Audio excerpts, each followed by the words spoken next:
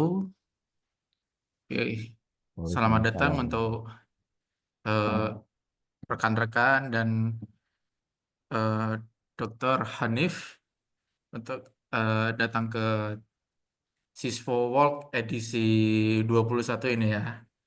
Nah, di sini kita kedatangan narsum kita Pak Hanif ya, yang nanti akan menjelaskan tentang the power of systematic literature review in research. Wah, ini Pak Hanif ini pasti jago tentang SLA ini. Nah, mudah-mudahan nanti Pak Hanif bisa apa ya, mengajarkan rekan-rekan gitu untuk bisa eh, menulis SLR yang baik dan benar gitu biar bisa mereka bisa publish gitu bisa banyak papernya atau semoga bisa gitu. Nah, sebelum kita mulai mungkin ada kata sambutan dulu gitu ya dari Pak Lubis.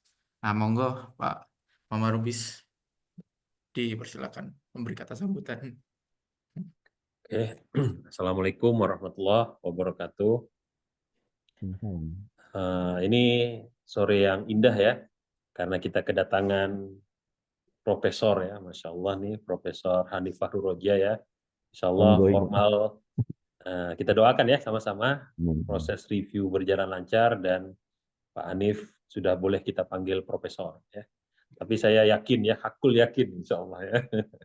Mudah-mudahan berjalan lancar dan mudah-mudahan ini bisa memberikan juga ya kebahagiaan bukan hanya kepada Pak Hanif tapi juga kepada kita, karena nanti insya Allah hari ini atau sore ini kita akan diajarkan tentang SLR ya. Ini lumayan nih, SLR ini bisa inilah untuk paper conference proceeding ya. Kenapa? Karena ngebantu kita ya untuk ngerekap ataupun melihat ya tren yang sedang berkembang atau novelty yang sedang berkembang terkait dengan particular topik ya. Dan nanti jangan sungkan-sungkan ya, silakan aja. Pak Hanif nih lagi kosong kayaknya ya. Nah, jadi tanya aja berbagai macam pertanyaan ya. Nah, insya Allah nanti Pak Hanif dengan senang hati ya menjawab ya. Kalau Pak Hanif nggak mau jawab, nanti saya ini ya, saya bantulah ya Pak Hanif menjawab. Tenang aja Oke. Pak Hanif ya, kita Siap. sampai malam nih kayaknya Pak Hanif. Ya, nih. Ada Prof. Muhammad nanti Jadi yang nggak ada mau bantu alasan ya, saya temani nih Pak Hanif nih. banyak ya. Insya Allah mudah-mudahan ini bisa memberikan keberkahan bagi kita semua ya. Amin. Yang terpenting adalah kalau kalian mau maju ya, kalian mau menambah ilmu ya, insya Allah kita para dosen di sini ya rela ya atau ikhlas membantu. Oke, tanpa berpanjang lebar, kita akan mulai ya acara dan mudah-mudahan ini bermanfaat. Oke, saya kembalikan kepada moderator. Oke, terima kasih Pak Lubis buat kata sambutannya.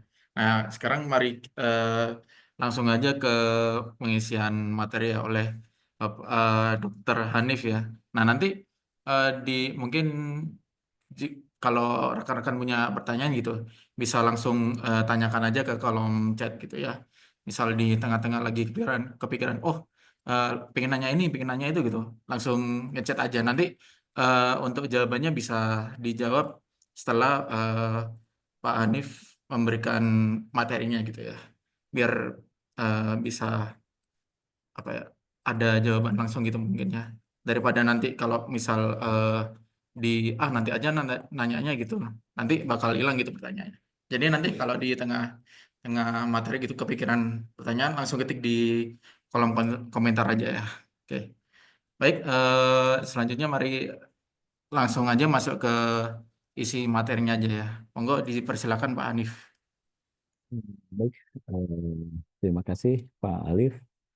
Terima kasih Syekh Al-Mukallam, Prof. Muhammad Lubis yang sudah memberikan kesempatan kepada saya untuk sharing knowledge.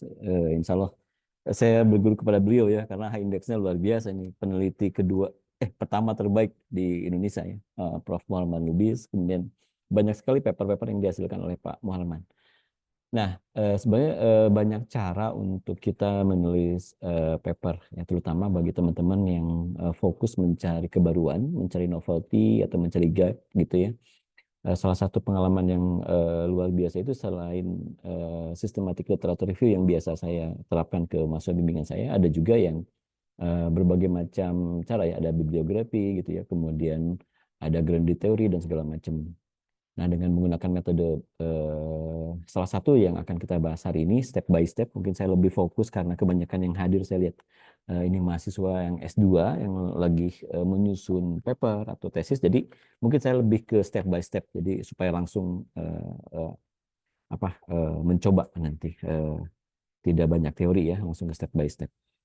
Nah, ini yang akan kita bahas awal motivasinya mengapa sih mesti systematic literature review. Kemudian kita lanjut bagaimana membuat perencanaan. Jadi ada 3 hal yang akan dibahas intinya, membuat perencanaan review terkait topik yang akan kita lakukan risetnya, begitu ya. Nah, setelah itu bagaimana dari hasil perencanaan itu adalah conducting the review. Jadi bagaimana dari hasil tools yang kita pakai, kita menyampaikan bahasa toolsnya itu menjadi sebuah insight dalam sebuah paper, kayak gitu. Nah, ada beberapa tools yang kita pakai, salah satunya knowledge map gitu ya, kemudian connected paper, kemudian publish or perish, kemudian VOS confidence ya, confidence itu tools dari metode Prisma ya. Salah satu metode yang digunakan di systematic literature itu Prisma. Nah, saya fokus ke metode Prisma itu. Ada Kawitaki, saya lupain namanya, itu buatan Indonesia juga. Dan terakhir itu kita bahas tentang VOS viewer. Nah, dengan tools itu bagaimana kita menyampaikan secara sistematis dalam sebuah paper, bisa untuk menentukan kebaruan dari suatu topik, atau kita ingin fokus bikin suatu paper yang kita sebut dengan review paper ya. Dan terakhir bagaimana cara reporting dalam sebuah paper tersebut. Nah, pertama mengapa sih kita harus systematic literature review? Saya mulai dari kartun Ghibli ini gitu ya. Kita lihat dulu sebelum saya mengenal metode Prisma, salah satu tools ya yang ada di systematic literature review, itu tiap minggu waktu S3 kemarin saya diminta oleh masa bimbingan itu 5 review paper. Tiap minggu 5 gitu ya, hampir satu semester berarti 5 kali 4 20 kali 12 mungkin sekitar 240 paper yang harus dibaca sesama. Tetapi tetap setelah baca itu tetap juga kita kebingungan untuk menentukan set of the art-nya, dan terlalu banyak paper yang harus dibaca. Ketika baca, oh ini nemu yang lebih bagus lagi. Ketika baca, nemu yang lebih bagus lagi. Nah, jadi kalau kita idealnya dalam sebuah literatur review itu tidak hanya 10, 20, itu bukan systematic literature review ya. Itu hanya membaca sampling dari beberapa paper yang kita gunakan. Systematic literature review itu minimal 500 paper, atau kalau bisa lebih dari 1000 paper gitu ya. Kita petakan menjadi sebuah inti yang membedakan antara riset kita dengan paper-paper yang sudah ada. Nah, kalau kita membaca 1000 paper kan nggak mungkin. Ya, tadi saya ceritakan 1 tahun aja dengan metode 5 paper seminggu itu kan hanya 240 paper gitu ya yang terjadi. Nah, kita coba dituangkan bagaimana menggunakan beberapa tools ya untuk mengetahui hal itu. Nah, ini yang saya terjadi gitu ya. Ketika saya mencoba mempelajari gitu satu minggu 5 paper, 1 minggu 5 paper. Nah, semakin saya banyak membaca paper, semakin bingung riset saya, semakin bingung arah kemana mencari kebaruan, terutama untuk nanti jika teman-teman lanjut S3 ya. Semua tampak sama, itu paper ini tampak sama. Apalagi kalau kita bicara di dunia sentimen analisis atau data analisis, ya paling gitu-gitu aja ya, metode data, kita lakukan preparing proses, kemudian kita buat modeling, dari modeling kita buat validasi, dari validasi baru kita ambil insight, dan terakhir kita deployment. Nah, atau kalau di IoT juga paling gitu-gitu aja gitu, sensor, kirim data, kemudian kirim ke cloud atau ke edge ya, atau ke fog, kita lakukan computing di sana, kemudian otomatis itu sesuatu. Tampak sama semua paper. Itu sehingga kalau kita nembus, pasti yang paling ditanya pengalaman kemarin ya, salah satu output dari kedai reka saya yang prepaid smart water meter itu kan tembus Q1 ya, jurnal sensor. Itu kita sampai 3 kali revisi major. Yang selalu ditanyakan mana novelty-nya, mana novelty ini, nggak ada novelty, nggak ada novelty. Nah, kalau kita hanya menyebutkan beberapa paper tanpa melakukan suatu metode yang jelas, pasti mereka tolak. Tapi ketika kita sampaikan ini loh state of the art-nya berdasarkan metode Prisma yang saya lakukan review terhadap lebih dari 500 paper. Nah, baru akhirnya accepted. Nah, baru dengan proses tahapan itu kita bisa membedakan apa sih yang membedakan riset kita dengan riset-riset sebelumnya, ya, yang kita sebut dengan state of the art. Lalu apa sih yang disebut dengan literatur review? Nah, literatur review itu ulasan atau evaluasi kritis. Hati-hati ya, ada ulasan, kemudian evaluasi kritis yang mendalam. Jadi tidak hanya menyatakan bahwa paper A bahas ini, paper B bahas ini, paper C bahas ini, paper D bahas ini, kita bahas ini. Nah, itu bukan, tidak ulasan mendalam. Keywordnya adalah evaluasi kritis. Kita harus mampu menemukan, apa yang dimaksud dengan evaluasi kritis?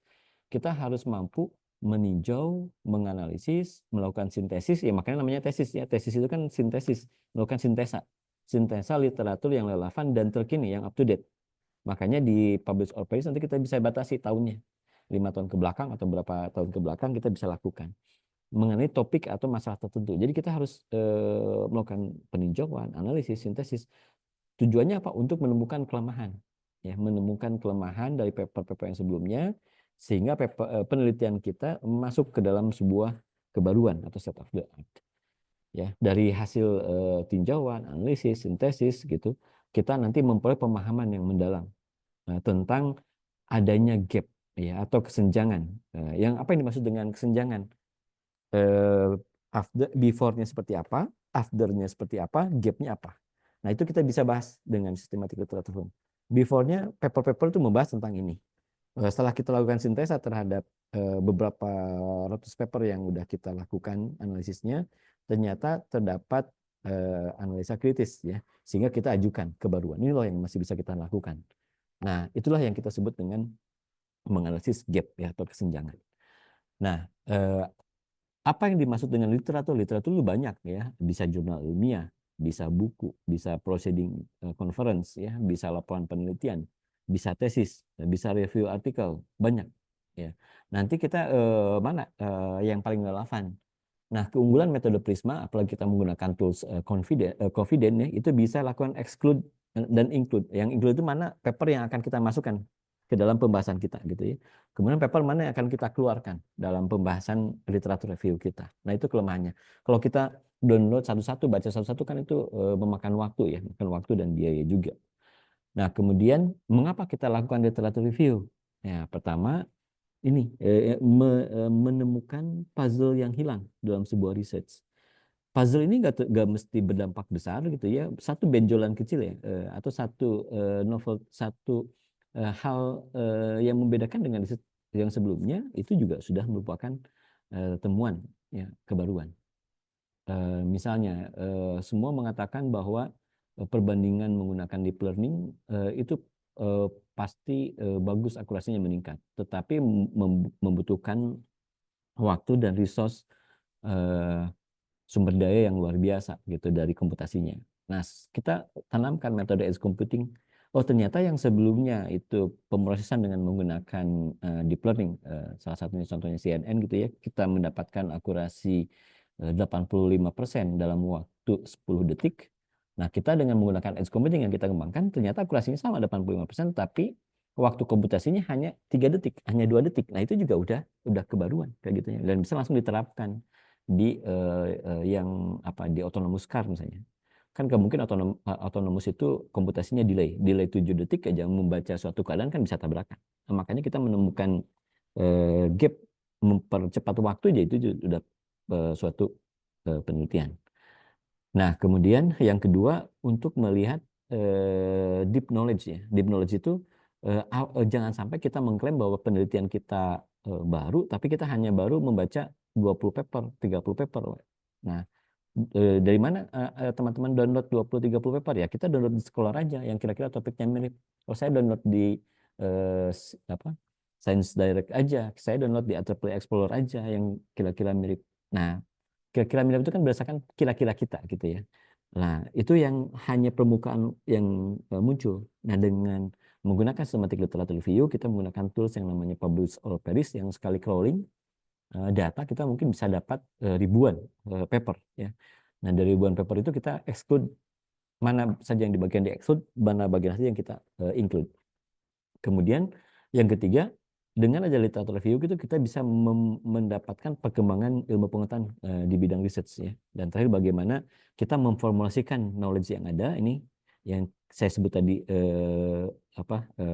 conducting ya, bridging dari sebuah temuan dengan menggunakan tools ya menjadi sebuah kebaruan atau state of the art. Nah, ini bedanya literatur review biasa dengan systematic literatur review. Kalau literatur biasa naratif bergantung pada pengetahuan dan pengalaman peneliti membutuhkan waktu pengerjaan relatif lama. Jadi teman-teman baca, masukkan ke Google Scholar, masukkan ke Science Direct, masukkan ke IEEE Explorer gitu ya, masukkan ke Springer library, kita dapat, kita pilih satu-satu, download gitu, terus kita baca dan kita klaim ini loh bedanya. Padahal kita hanya baru baca tadi saya 10-20. Tetapi kalau literatur review, kita benar-benar crawling ya. Kita crawling ya dengan menggunakan tools gitu ya.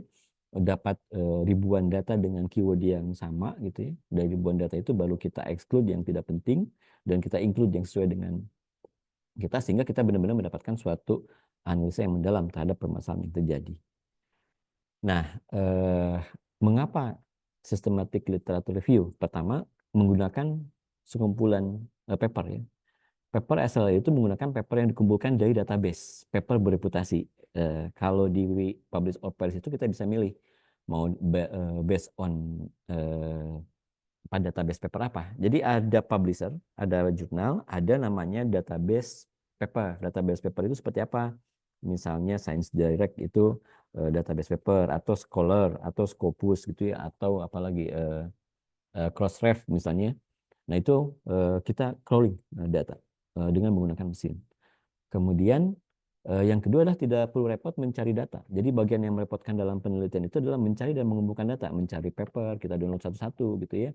Nah, kalau systematic literature review tidak perlu seperti itu gitu ya, karena kita sudah menggunakan crawling data langsung dari database paper.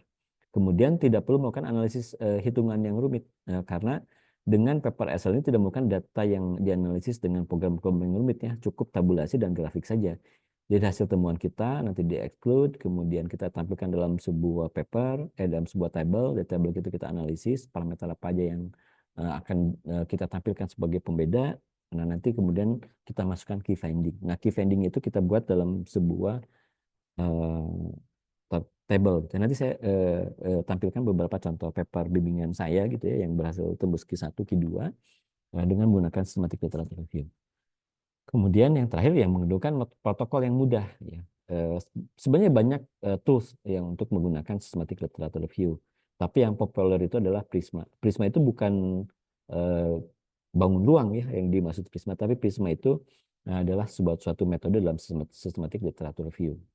Model lainnya ada SPAR for SLR segala macam. Tapi pada kesempatan ini saya fokus menggunakan framework Prisma. Nah, ini tahapan dalam sebuah systematic literature review. Pertama kita lakukan perencanaan, review, kita memilih topik, kita mempromosikan research question. Nah, ini yang paling penting, jangan sampai research questionnya salah. Kebanyakan menentukan research question kan kita dikira-kira ya, di awang-awang dengan menggunakan bahasa yang tidak konsisten. Nah, kita nanti saya di sini diajarkan bagaimana kita membuat sebuah research question berdasarkan sebuah framework ya. Kemudian setelah dapat research, baru kita mengembangkan review protokolnya. Mau pakai apa? Mau pakai Prisma kah? Mau pakai bibliografi kah? Mau pakai historical kah? Apa? Nanti kita banyak sini. Nah, setelah kita dapatkan topik, kemudian kita masuk ke tahap yang kedua, conducting. Jadi kita mulai melakukan review. Kita cari dan kumpulkan literatur yang relevan. Tentunya tidak manual ya. Kita menggunakan tools yang namanya Publish or Perish. Kemudian kita filter. Nanti filternya kita menggunakan tools namanya Confidence gitu ya, dengan metode Prisma. Jadi kita exclude literatur yang tidak penting dan kita include literatur yang berkaitan dengan penelitian kita. Kemudian kita lakukan data extraction. Nah, dari data extraction ini, dari hasil finalnya kita lakukan sintesis. sintesis itu kita baca secara mendalam ya, tapi dari hasil akhirnya saja, tidak dari awal. Nah, setelah sintesis ini baru bagaimana membuat, melaporkan dalam sebuah paper, melaporkan dalam sebuah publikasi hasil dari sintesis kita terhadap review. Jadi ini ada 3 tahapan ya. Pertama, kita mulai dengan perencanaan dengan menyusun research question supaya terarah gitu risetnya gitu ya. Kemudian kita mencari literatur, mengumpulkan, kemudian kita lakukan sintesis. Terakhir dari hasil sintesis yang kita dapatkan baru kita melakukan reporting dalam bentuk sebuah paper.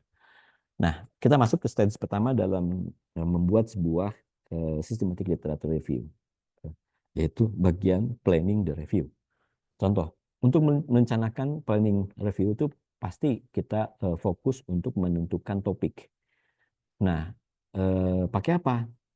Bagaimana caranya? Ya, kita harus mempertimbangkan antara relevansi dan kontribusi. Relevansinya apa yang terkait dengan research question kita? Nah, kira-kira kontribusinya apa terhadap novelty yang akan kita hasilkan nanti? Kalau kita submit ke Q1, ke Q2 itu pasti pertanyaan pentingnya yang disorot sama editor itu, sama review itu pasti kontribusi paper kita itu apa. Karena nggak mungkin kita nembus Q1, Q2 kalau kita tidak punya kontribusi. Nah, salah satu mendapatkan kontribusi itu adalah setelah kita tahu gap-nya gitu terhadap penelitian-penelitian yang sudah terjadi. Nah, terus bagaimana memilih topik yang up to date, ya up to date, menarik, yang belum banyak dibahas. Nah, ini salah satu toolsnya nanti kita gunakan connected paper nih, connected paper gitu ya. Nah, kemudian sesuaikan dengan minat dan interest. Salah satu keyword ya, saya kemarin menguji doktor, sidang disertasi doktor di IPB gitu. Dia bisa lulus 3 tahun doktor dengan publikasi Q1, Q2. Ternyata dia meneliti karena interestnya. Apa contohnya? Kalau kita senang crawling data, kemudian kita senang membaca data gitu ya, ya udah kita gunakan aja data analis gitu. Atau kita senang kuesioner gitu ya, senang statistik, itu berarti kita lakukan statistik. Jangan sampai kita senangnya dibaca data, tapi kita kurang paham statistik karena teman kita ngambil metode kuantitatif, ya akhirnya kita terjerumus ke kuantitatif gitu ya, yang harus mengeluarkan banyak tool statistik yang kita sendiri nggak suka gitu, makanya menjadi blunder. Harapannya ketika teman-teman mengambil suatu topik ya harus sesuai dengan minat dan interest, jadi ngejakannya dengan penuh keceriaan kayak gitu ya, tidak tertekan. Nah, untuk membantu kita menemukan sebuah topik ya, itu sekarang pakai ChatGPT gitu ya, tapi ChatGPT mungkin di sini saya coba hilangkan dulu ya, tidak kita tampilkan. Yang sekarang paling gampang pakai ChatGPT udah dapat gitu ya, tapi prosedurnya adalah kita coba tools yang lain yang lebih natural ya, yang lebih sense risetnya ada ke diri kita, yaitu adalah knowledge map ya, kemudian connected papers dan Google Scholar. Nanti kita bagaimana menggunakan knowledge map, connected paper dan Google Scholar ini untuk mencari topik yang sesuai dengan harapan kita. Nah, ini tampilan dari knowledge map ya. Knowledge map itu kita bisa life science atau all discipline, nanti kita klik. Nah, kita masukkan misalnya keywordnya riset saya nih, waktu saya menulis paper Q1 ya tentang smart water meter, kemudian klik go, nanti muncul tampilan seperti ini. Nah, dalam satu kotak-kotak ini itu muncul beberapa topik yang berdekatan. Misalnya ada yang bicara tentang data analitiknya, kemudian ada yang bicara smart grid-nya, ada yang bicara smart city ya ketika kita bicara smart water meter, ada yang bicara tentang sensornya ultrasonic, ada yang bicara tentang urban water tata kelola perairan gitu ya, ada yang bicara tentang smart water applied dari ekonomi. Ini baca topik-topik yang sudah ada. Nah, satu kotak-kotak ini kita sebut dengan topik. Kalau kita klik nanti muncul beberapa paper yang terkait dalam sebuah topik ini, gitu ya. Nah, mungkin nanti kalau diperlukan demo nanti saya tampilkan ya. Cuman nanti teman-teman bisa mencoba, namanya knowledge map ya. Knowledge map itu untuk memetakan kira-kira topik apa saja yang ada di bidang smart water meter. Oh, ini yang terjadi. Dalam satu klik ini nanti kan ini ada beberapa paper nih, lihat ya. dalam satu lingkaran. Makin besar lingkaran berarti makin banyak yang sudah membahas. Makin kecil bentuk lingkaran berarti makin kecil yang belum dibahas. Berarti kalau makin kecil berarti peluang untuk menemukan kebaruan di sini ada gitu ya. Kalau yang makin besar berarti paper-paper yang bahas ini udah banyak ya. Contoh misalnya untuk remote meter reading ini udah terlalu banyak ya. Hanya untuk membaca data berapa air yang dialirkan kayak gitu ya, itu terlalu banyak. Ternyata kalau misalnya tentang ini membaca kebocoran leakage ya, kebocoran itu ternyata masih sedikit ini. Oh, berarti ini topik yang memungkinkan kita mendapatkan kebaruan. Nah, jadi salah satunya bagaimana memilih topik yang belum banyak dipelajari gitu ya. Kita gunakan knowledge map. Kebayang kalau kita langsung gunakan publish or perish gitu ya. Langsung kasih keyword misalnya apa ini remote meter reading, otomatis udah terlalu banyak paper gitu. Terlalu banyak paper, susah kita menemukan bukan susah, memerlukan banyak waktu untuk mendapatkan sebuah novelty kayak gitu ya. Nah, supaya kita tidak capek gitu ya setelah kita melakukan, oh ternyata terlalu banyak ya, kita mulai dengan menentukan topik yang spesifik ya. Bagaimana cara menentukan topik yang spesifik ya? Saya seringnya menggunakan knowledge map. Nah, selain knowledge map ada juga namanya connected paper. Connected paper ini mirip grab ya. Kalau teman-teman pakai SNA, Social Network Analysis, itu kan menghubungkan antara beberapa cluster dengan cluster yang lain ya, yang membuat topik tertentu. Ini dalamnya sih grab ya, grab analysis dalamnya. Jadi tampilan seperti ini, kita masuk ke connected paper, kemudian kita masukkan keywordnya, contoh smart water meter, kemudian klik grab, nanti muncul tampilan banyak topik-topik tertentu ya. Topik tentang apa ini, tentang communication-nya, ada tentang natural resources-nya, ada macam. Nah, dari topik-topik ini, yang paling berdekatan dengan saya itu ternyata compact smart water meter untuk smart city. Nah, akhirnya saya pilih yang ini gitu. Ini beberapa pilihan dulu awal yang ingin dipetakan. Kemudian setelah kita pilih salah satu topiknya, nanti muncul tampilan gap seperti ini. Nah, muncul kalau paper-paper di sebelah kiri ini adalah abstraknya gitu, muncul dalam sebuah layar. Kalau yang hijau ini udah terlalu banyak hubungan ya, udah banyak yang ngebahas gitu, yang banyak koneksinya. Tapi kalau yang masih hijau muda, nah ini peluang risetnya masih banyak gitu ya, karena orang yang bicara di sini masih sedikit kayak gitu ya. Ini kalau yang tadi, kalau knowledge map makin besar bulatannya itu makin banyak yang dibahas, makin kecil bulatannya makin sedikit. Kalau di sini makin hijau berarti dia sudah banyak disitasi paper ini ya, atau makin sudah banyak orang yang melakukan riset di sana. Tapi makin abu-abu ini kan jarang disitasi gitu ya, atau masih belum banyak orang melakukan penelitian di sana. Ini salah satu connected paper. Nah, nanti kalau misalnya kita klik salah satu sini, misalnya ini Mahendra gitu ya, ini dapat muncul judulnya, nanti di beberapa abstraknya, kemudian kita lihat nanti berapa pekerjaan yang prior, ya, yang di sini kita bisa melihat pekerjaan yang prior di sini itu apa saja. Oh, tentang lightweight convolution network. Jadi bagaimana mengembangkan metode convolution network ya, untuk automatic meter, tapi yang ringan. Ya, karena kan selama ini kalau kita pakai Xen kan perlu resource yang besar ya, baik resource komputasi maupun sumber daya baterai kayak gitu.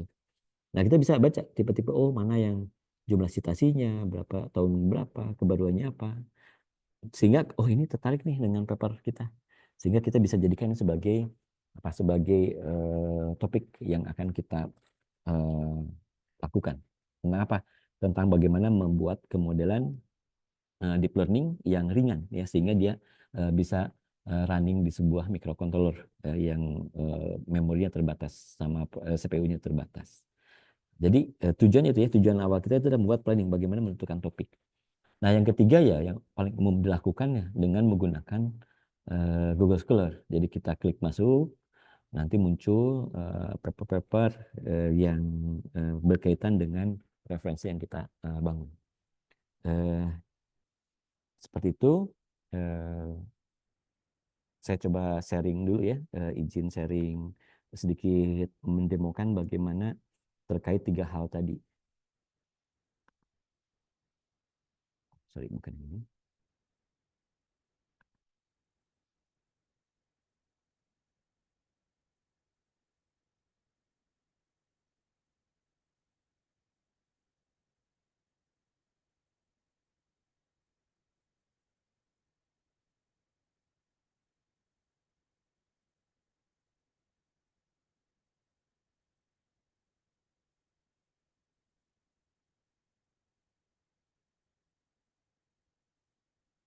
Nah, seperti ini tampilannya.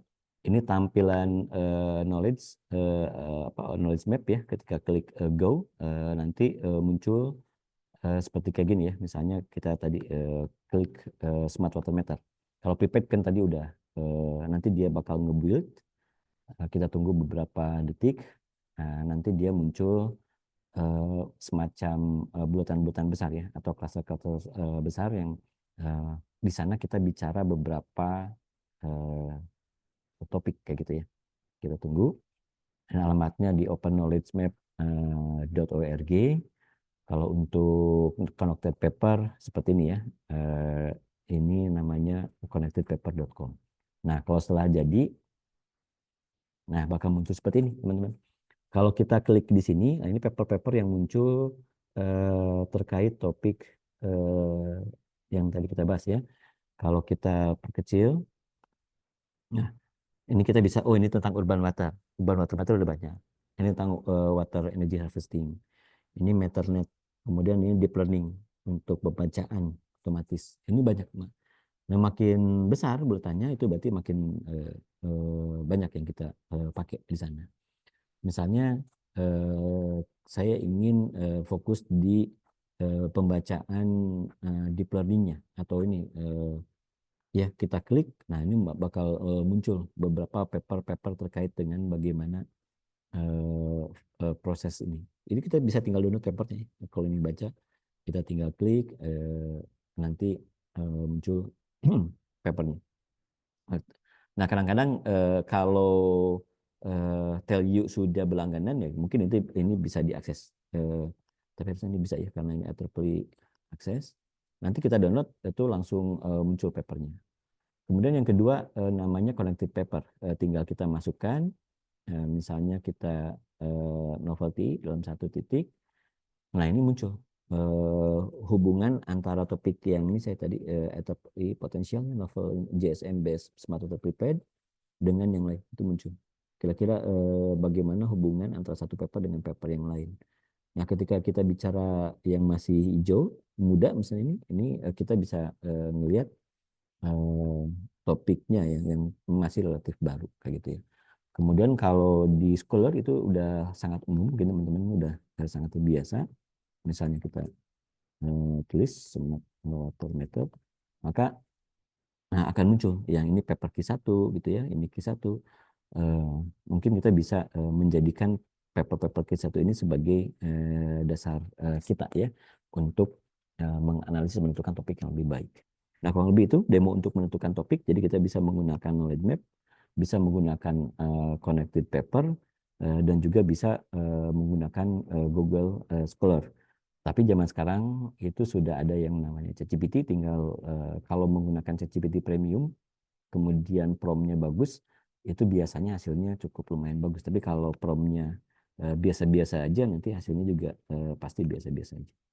Nah itu untuk yang pertama, kita kemudian lanjut lagi ke tahapan yang kedua. Setelah kita dapatkan topik yang sesuai dengan minat kita, maka bagaimana topik tersebut kita formulasikan ke dalam sebuah research question.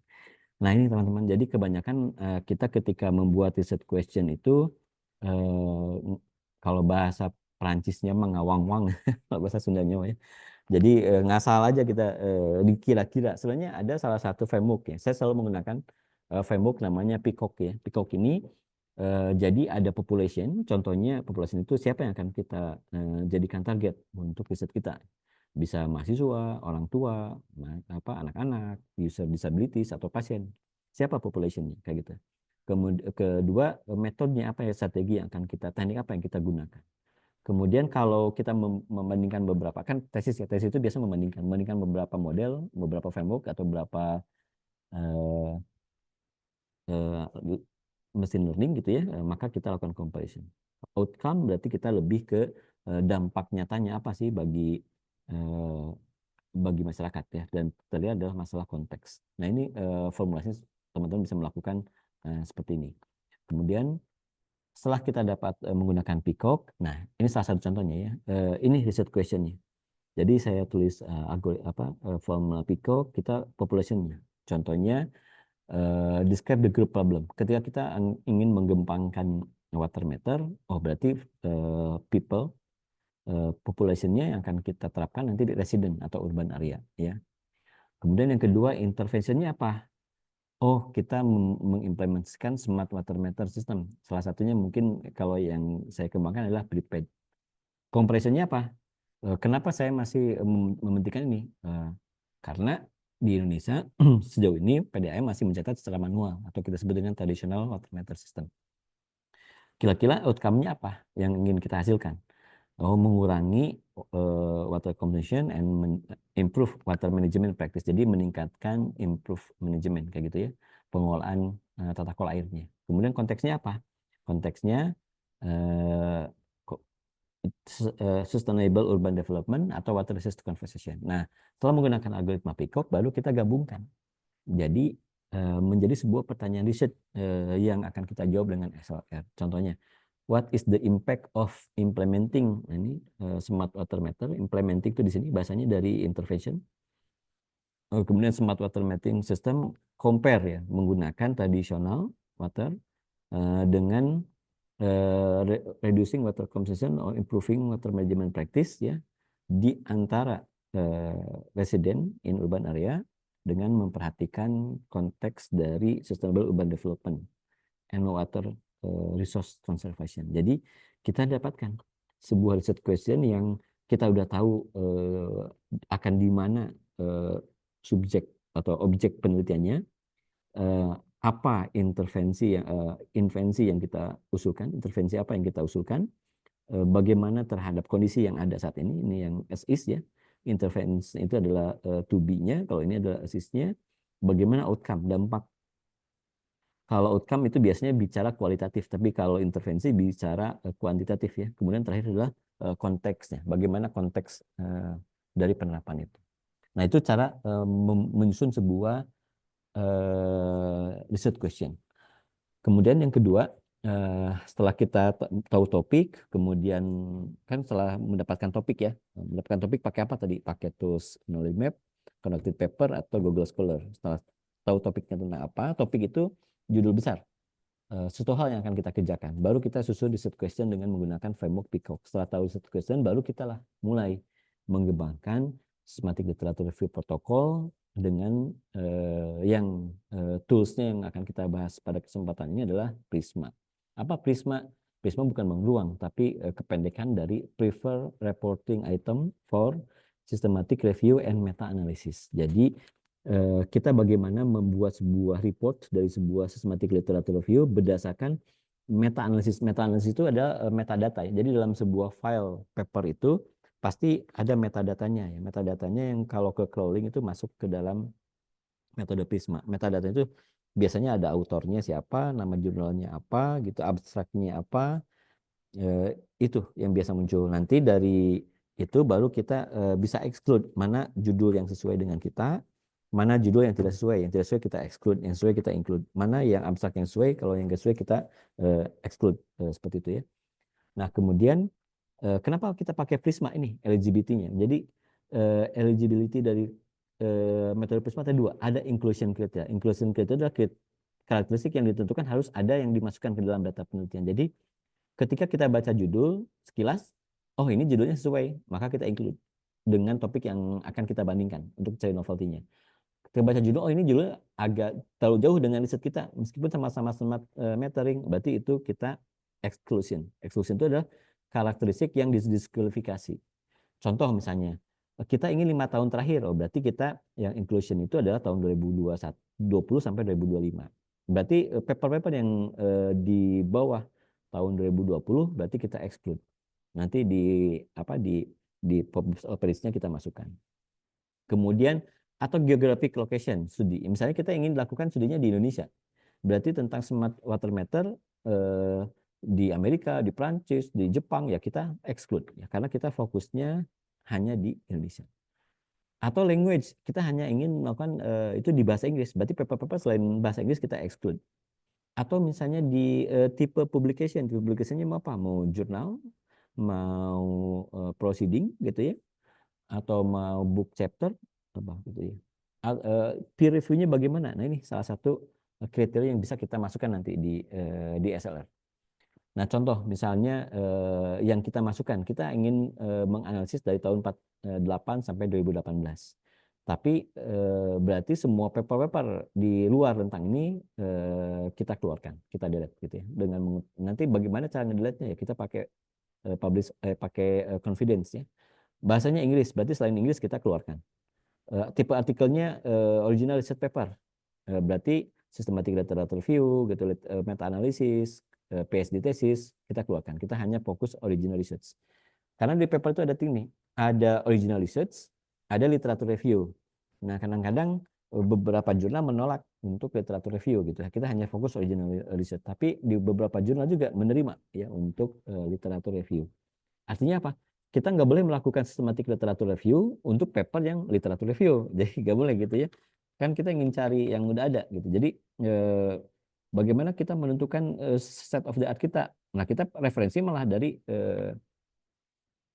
literatur review orang lain, berarti itu kurang cocok gitu ya. Jadi kita fokusnya ke original research yang sesuai dengan topik yang kita ingin pelajari. Nah, yang tidak sesuai dengan ini kita exclude ya. Seperti paper literature review, paper thesis, kemudian skripsi atau paper proceeding ya kita delete gitu ya. Studi fokusnya apa? Kayak gitu. Kemudian geografinya mau di mana? Oh, di Australia. Berarti selain di Australia berarti kita keluarkan. Nah, kayak gitu. Ini kita bisa setting. Settingnya di mana? Kita bisa setting di publish or perish-nya atau kita bisa setting di confidence-nya. Nah, kemudian setelah kita dapat topik, kemudian kita mampu merumuskan research question, kemudian kita mampu menentukan batasan mana yang akan dimasukkan sebagai paper pembanding kita ya, yang akan kita analisis sintesis gitu ya, mana paper yang kita exclude ya karena jauh dengan topik yang akan kita rencanakan. Nah, baru setelah kita lakukan hal itu, langkah kedua adalah bagaimana melakukan review ya.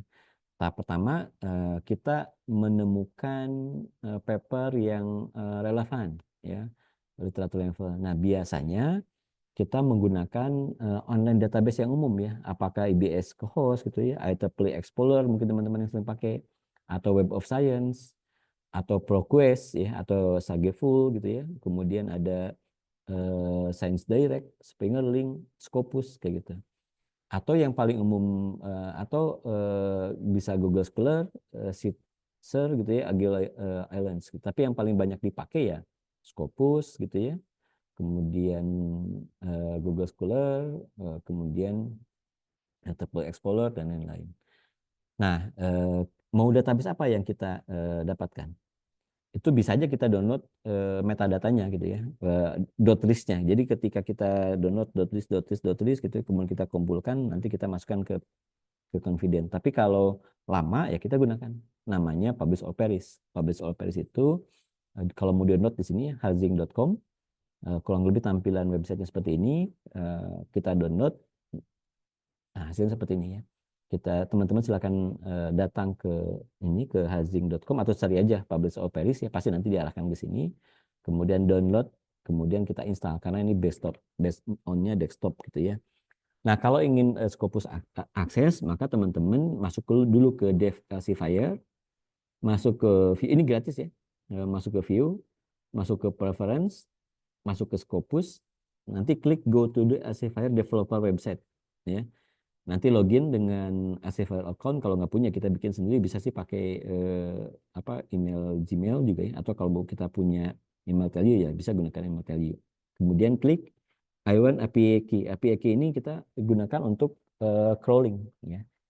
Apa bedanya crawling dengan scraping? Kalau crawling kita si Publish or Perish kita diizinkan secara resmi masuk ke database Scopus ya menggunakan API key. Tapi kalau tanpa API biasa kita lakukan scraping ya. Scraping itu ya kita ambil aja secara utuhnya gitu ya. Tapi kan kalau scraping pasti banyak sampahnya, maka kita harus lakukan preparation. Nah, setelah dapat API key-nya kita copy. Nah, contohnya seperti ini API key-nya. Kemudian masuk ke ke Publish or Perish application, masukin API key, nanti kita klik OK. Nah, ini tampilan Publish or Perish. yang langkah-langkah ini diperlukan kalau teman-teman ingin fokus hanya di paper-paper yang terdiri Scopus saja di sini. Tapi kalau teman-teman ingin di Google Scholar atau di Crossref yang paling banyak, atau di Semantic Scholar ya, atau di Web of Science atau di PubMed, ya ini boleh klik mana saja. Nanti otomatis muncul apa yang akan kita cari ya, metodenya. Apakah mau di Scopus, apakah mau di Scholar, apakah mau di Crossref dan lain-lain. Nah setelah itu ini tadi ya, setelah kita tahapan-tahapannya tadi, saya ingin key, kemudian masuk ke ini, nanti ada key-nya. Kita kalau ingin Scopus kita masukkan. Sebentar, ini baterainya udah mau habis.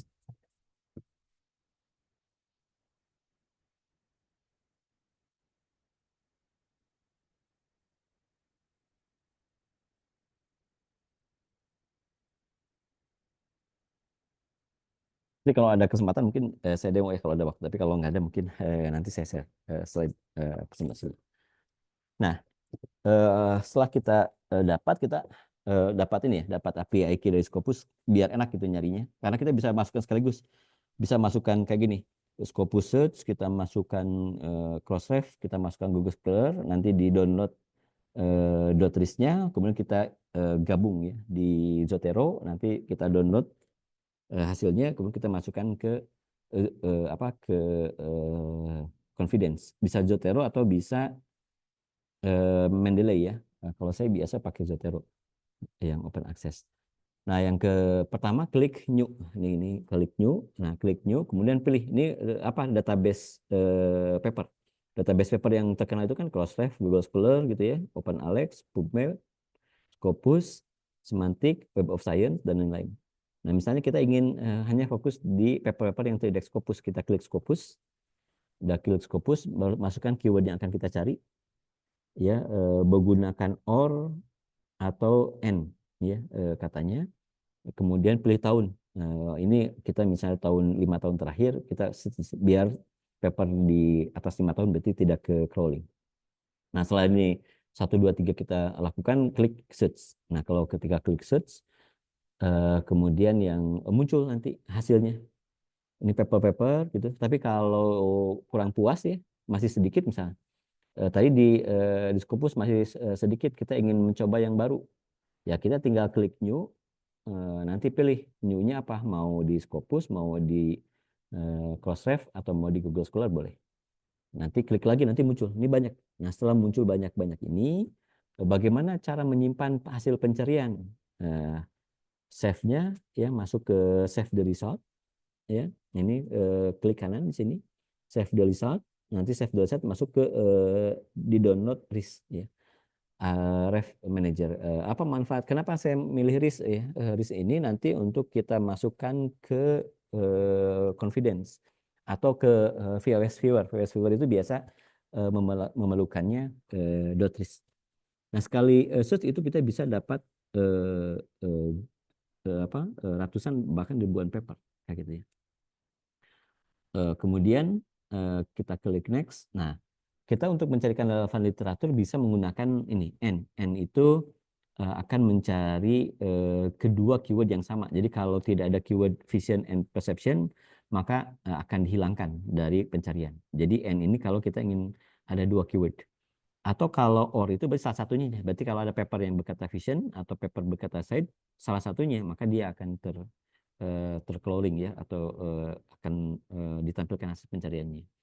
Atau kalau not ya, not ini adalah yang tidak ingin kita harapkan. Kemudian wildcard itu contohnya apapun yang berawalan behave, maka bakal kita ambil. Contohnya behavior, behave, atau pokoknya kayak misalnya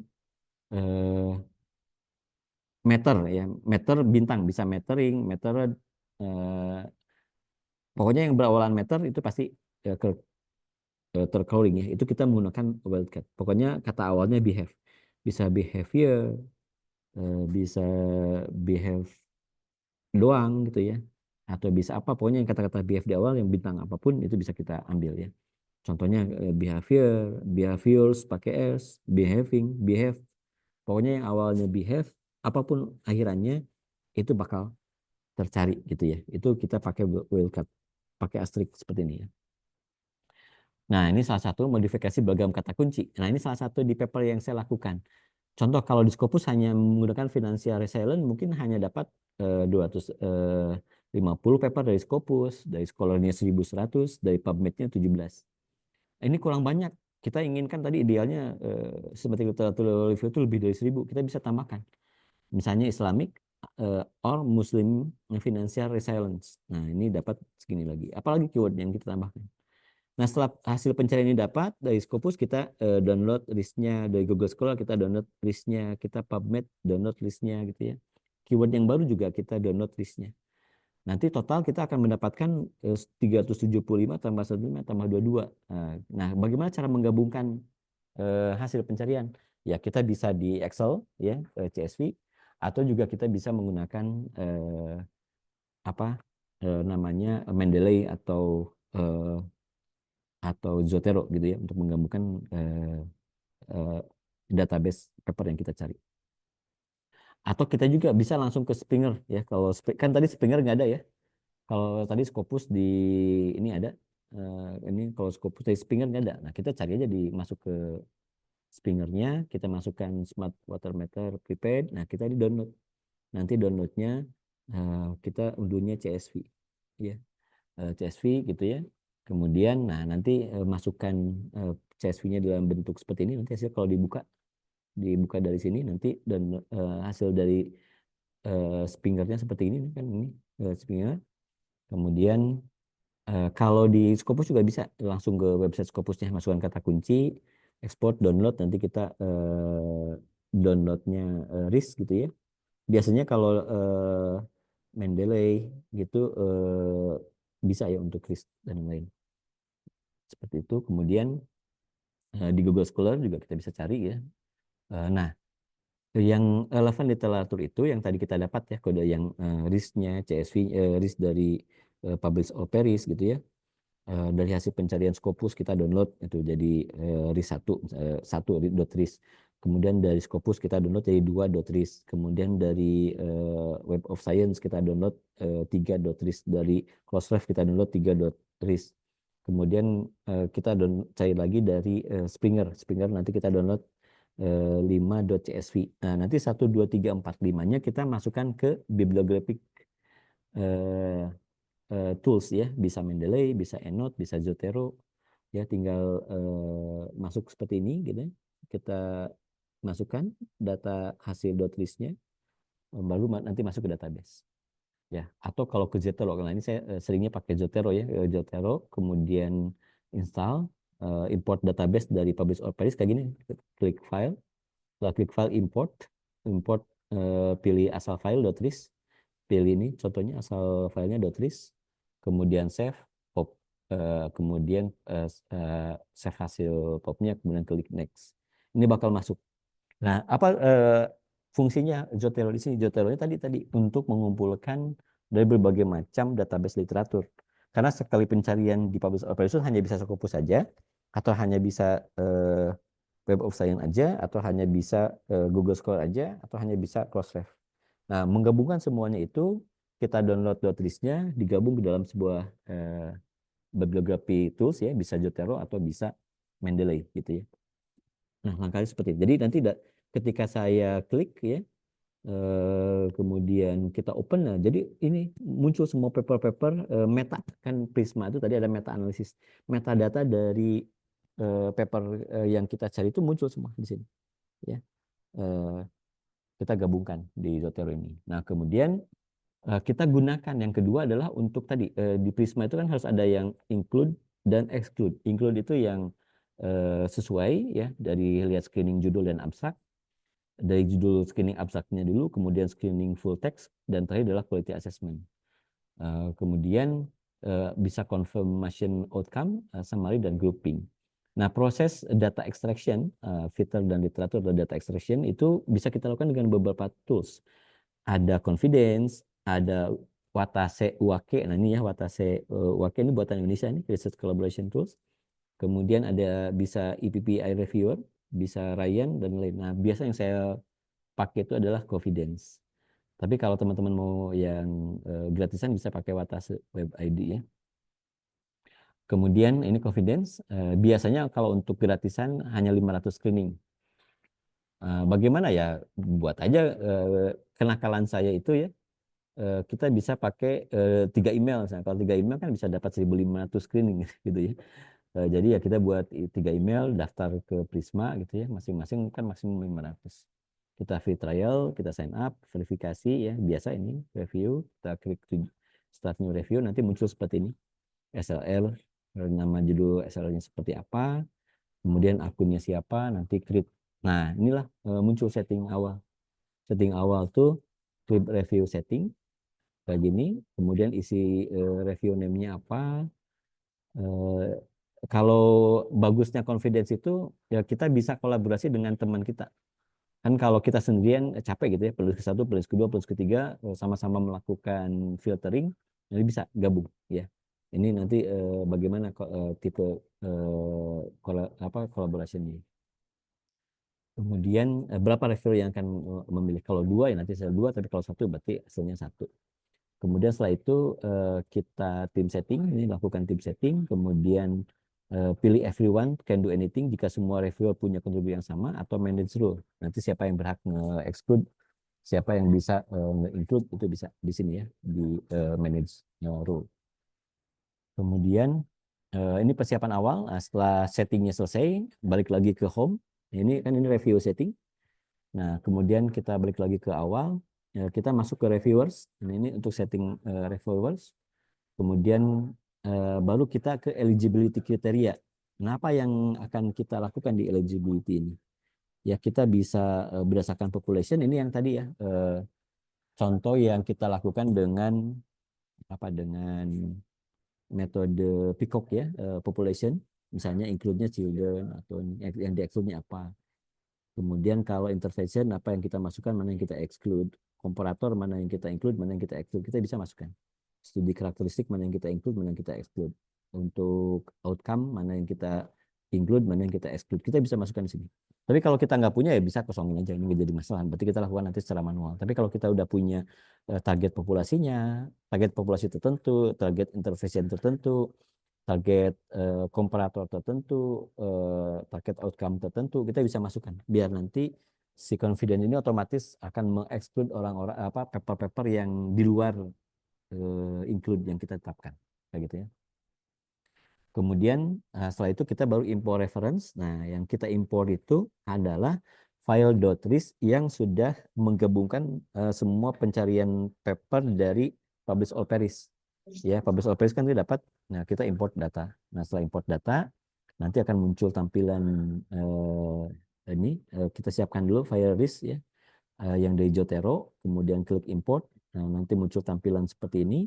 Nah, karena kita pakai yang gratisan, nanti klik trial. Ya, kemudian kita pilih file RIS yang ada di folder hasil Zotero gitu ya. Kemudian kita klik import.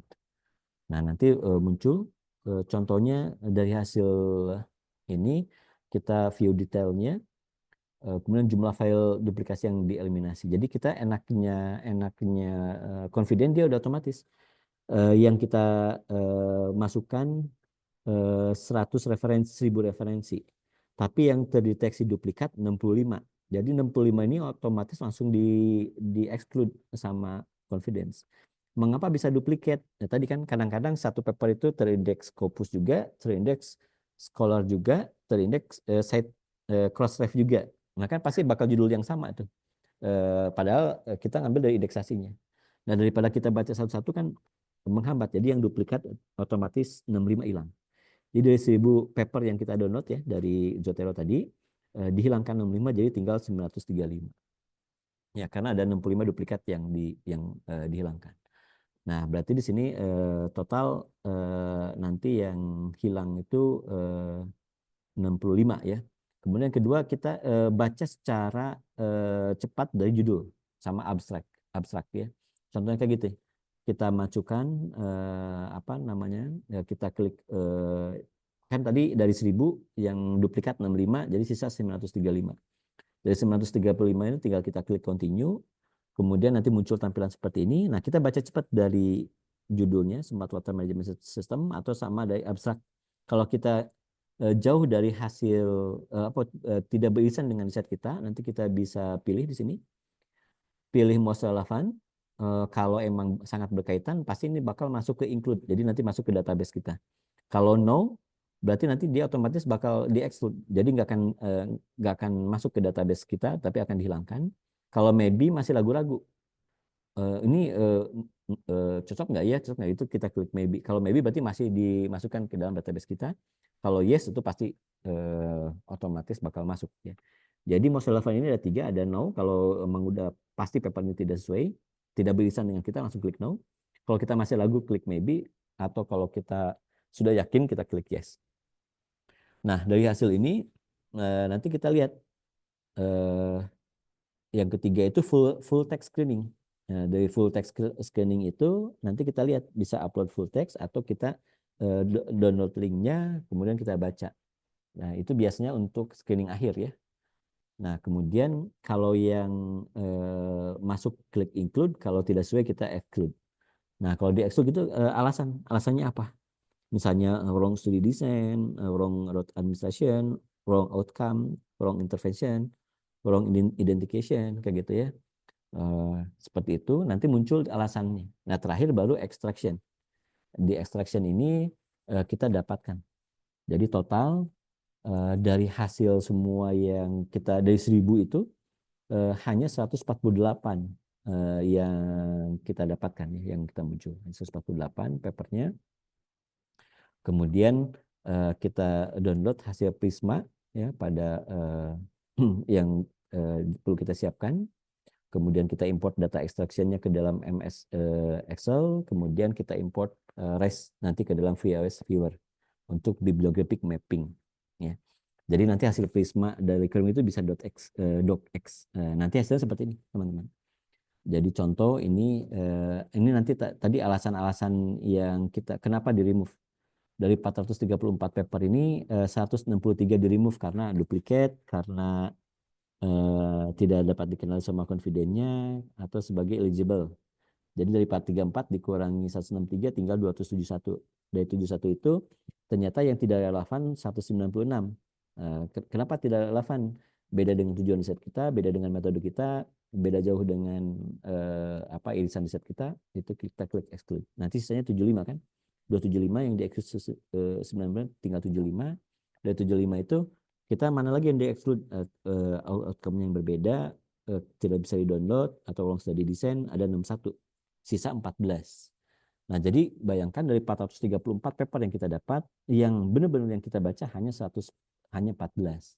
Dari hasil duplikasi, dari hasil ketidaksesuaian studi, dari hasil ketidaksesuaian outcome, dan lain-lain kita. Nah, ini tampilan hasil report dari Prisma. Nah, biasanya saya tidak langsung pakai ini, digambar ulang.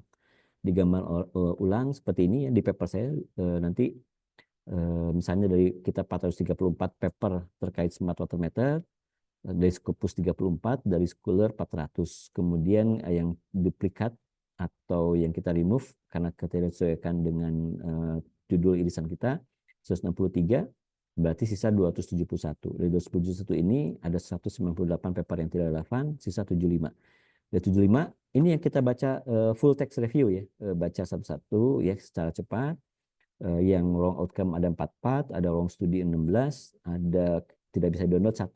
Jadi 75 itu sisa ada 61 yang tidak sesuai, 75 kurangi 61 jadi dapat 14 paper. Nah, 14 paper ini yang kita jadikan sebagai state of the art penelitian. Nah, ini salah satu contohnya hasil dari hasil dari paper ini. Ini paper saya yang terbit di jurnal Q1 ya, di jurnal Sensor, judulnya Mobile Application Development for Prepaid. Ini mahasiswa S1 bimbingan saya, Aryo. Nah, ini udah bukti publishnya. Nah, salah satu yang menjadi konsen reviewer itu adalah set of the art. Nah, saya berhasil menuliskan set of the art seperti ini di isi paper. Jadi ini hasil dari Prisma ya. Nah, kemudian dari 15 paper yang didapat itu kita uraikan seperti ini. Ini 15 paper saya lihat dari tipe sensornya, saya lihat dari tipe meter airnya, kita lihat dari communication method, kita lihat dari keamanan datanya, kita lihat dari aplikasi. Ternyata terus dibandingkan dengan pekerjaan ini, sensornya belum pernah nih ada yang pakai LC sensor, yang lain pakai sensor yang lain. Belum meter type kebanyakan mechanical atau elektronik. Kalau saya kan elektromekanikal. Kemudian communication metodenya seperti apa, nanti mobile application seperti apa. Nah, nanti hasil temuan kita digambarkan dalam according the table 2. Nah, ini.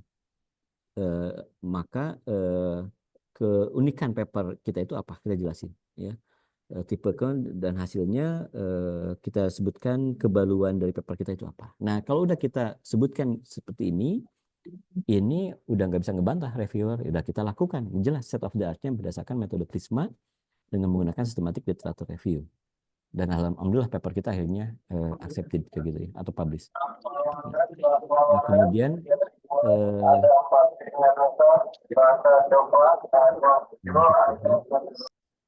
yang ke contoh lain ini juga sama paper bimbingan S1 saya tentang sentiment analysis. Ini sudah terbit kalau tadi jurnal Q1 dan jurnal Q2 gitu ya. Di jurnal Q2 ini sama. Jadi dari kita lakukan dari 600 paper, 16 duplikat, sisa 500 500 itu 227 irrelevan, dapatnya hanya 11. Dari 11 studi itu kita jabarkan hasilnya seperti apa, case study-nya di bidang apa, algoritma yang digunakan, apakah dia ada multi label atau multi class-nya, ada akurasinya berapa, key finding-nya apa. Nah, kemudian dari sana apa kebaruan dari penelitian saya ini, penelitian kami ini dibanding dengan 11 paper sebelumnya. 11 paper ini kan dari 604 paper banyak. Dari 604 paper yang sesuai hanya benar-benar yang setelah kita baca setelah mendalam hanya 11. Yang 11 ini kita tampilkan dalam bentuk table, kemudian kita cantumkan key finding. Nah, ini perbedaannya apa? Dampaknya kita bisa dengan sangat lugas menjelaskan primary novelty, udah jelas.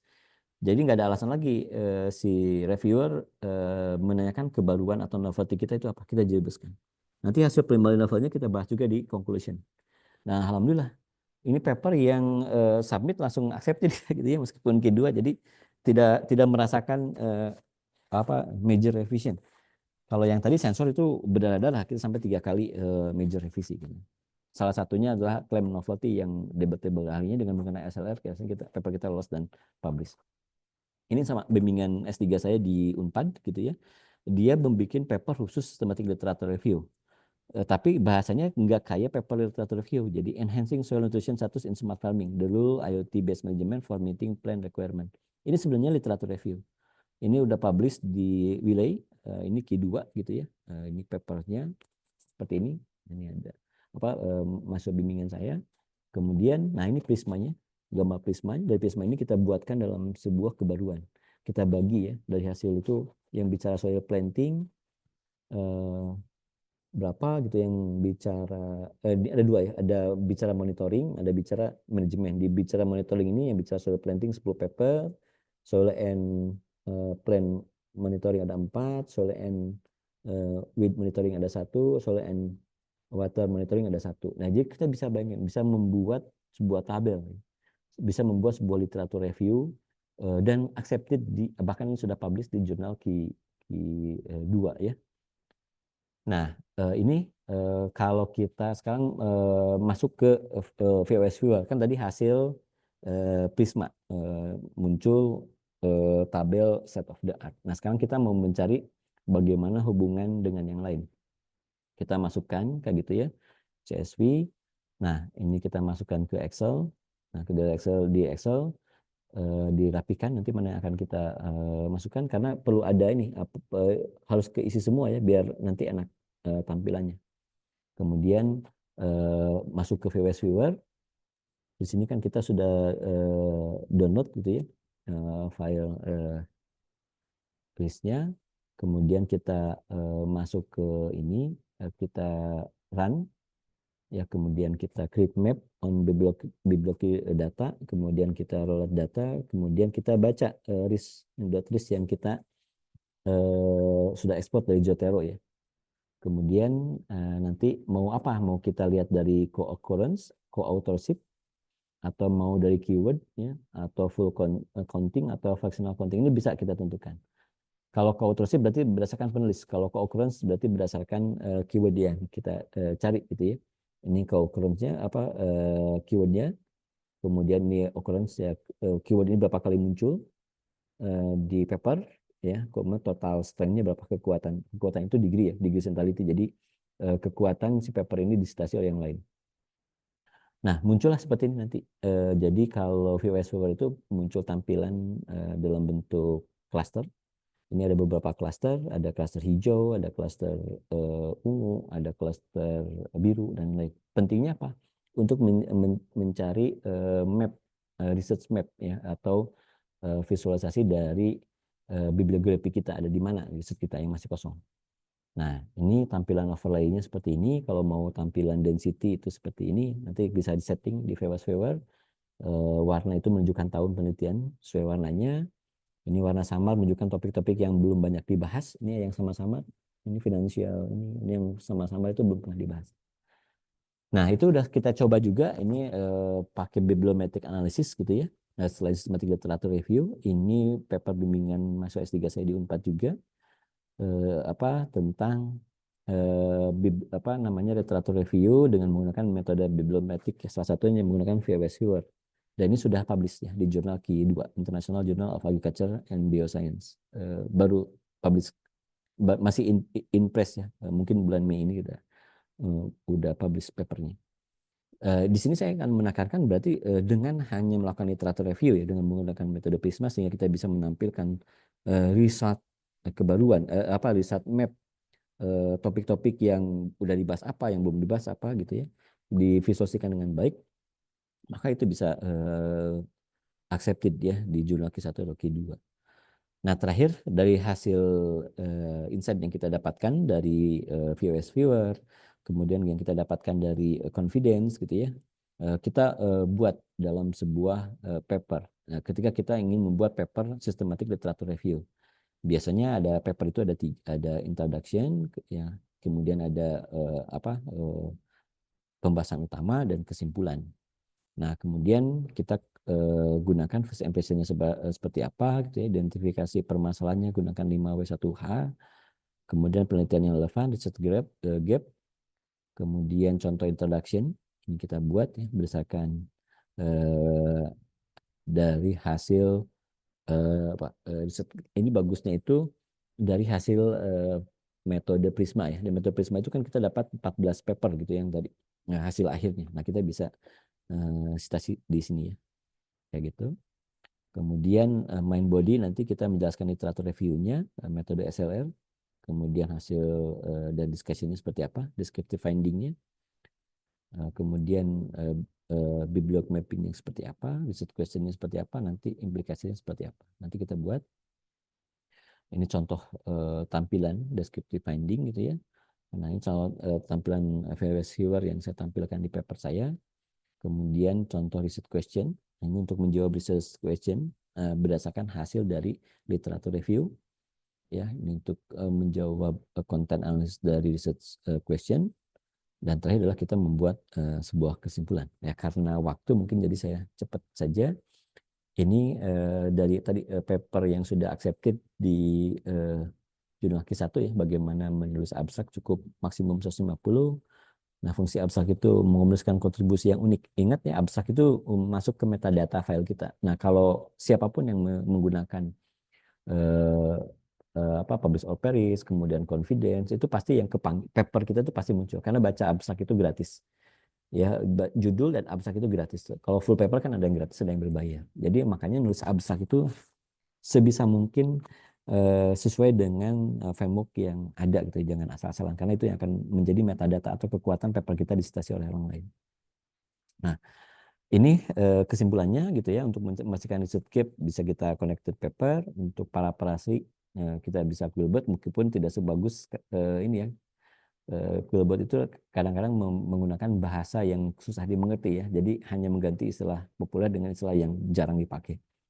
Kemudian untuk memeriksa tingkat plagiarisme kita gunakan Turnitin atau Authenticate. Kalau mahal berlangganan kita gunakannya Shopee ya, itu hanya 5.000 kalau nggak salah sekali ngeceknya. Kemudian citasi referensi Mendeley atau Zotero, memeriksa kesesuaian index score ya, Grammarly. Biasanya saya gunakan Grammarly.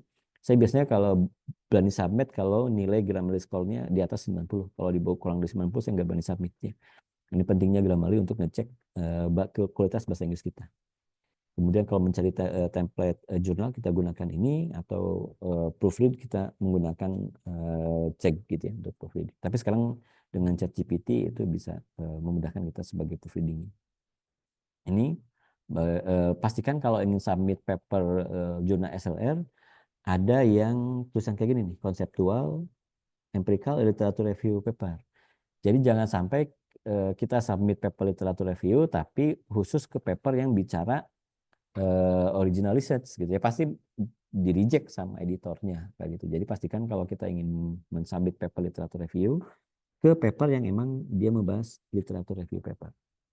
Kemudian ini salah satu contoh jurnal Q1 yang cukup bagus gitu ya, yang bicara literatur review. Ini di King Saud, ini udah mah gratis jurnal Q1 lagi. Ini salah satu, ternyata sistematik literatur review menggunakan metode Prisma bisa tembus ke jurnal yang susah ditembus. Ini jurnal King Saud University kenapa susah ditembus, karena udah Q1 dan gratis gitu ya. Kemudian ini salah satu contoh juga jurnal lain ya, sistematik literatur review yang mampu tembus ke jurnal Q1. Nah itu saja mungkin. Karena waktu, mohon maaf jika kepanjangan, udah hampir sejam saya ternyata nggak kerasa. Begitu, saya kembalikan ke Pak Alif. Jika ada yang mau ditanyakan, silakan. Terima kasih.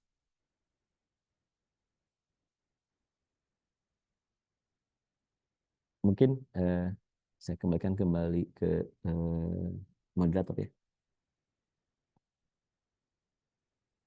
Atau kayaknya Pak Alifnya. Oh, silakan Pak Alif. Ya.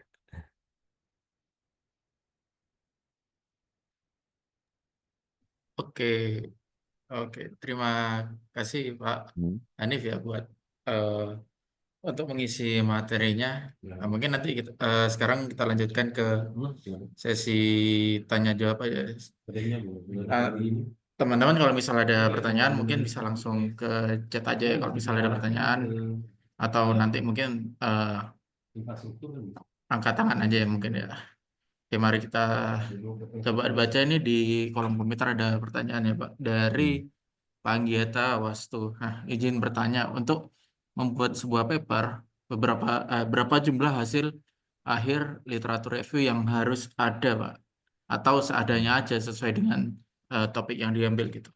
Monggo. Oke, ini jawaban pertanyaan yang cukup banyak ditanyakan gitu ya.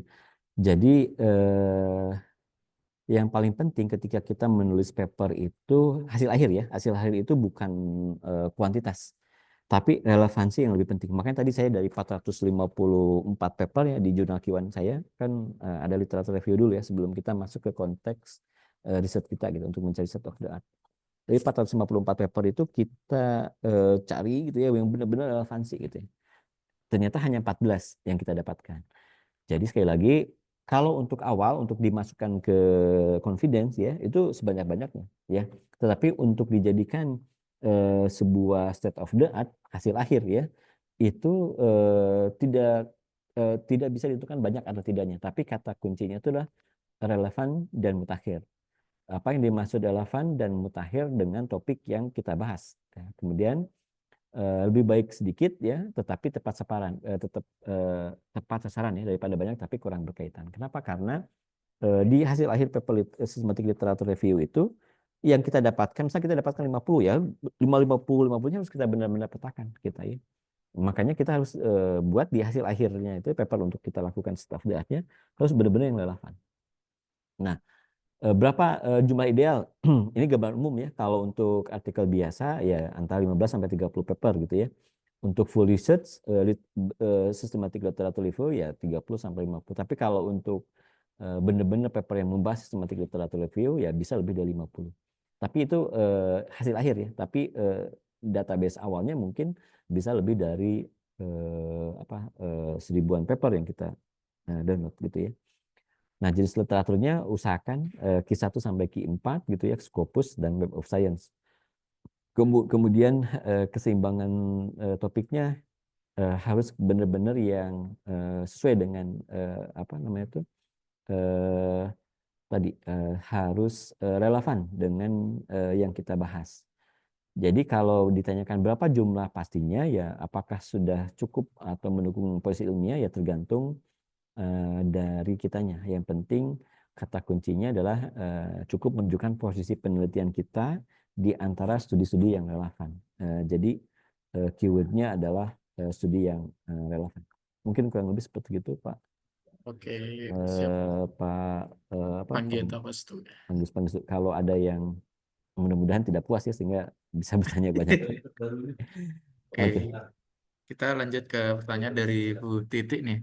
Selamat sore Pak Hanif, mohon izin, apakah berkenan untuk di-share link atau judul beberapa paper SLR dari mahasiswa bimbingan Pak Hanif yang tadi disebutkan itu?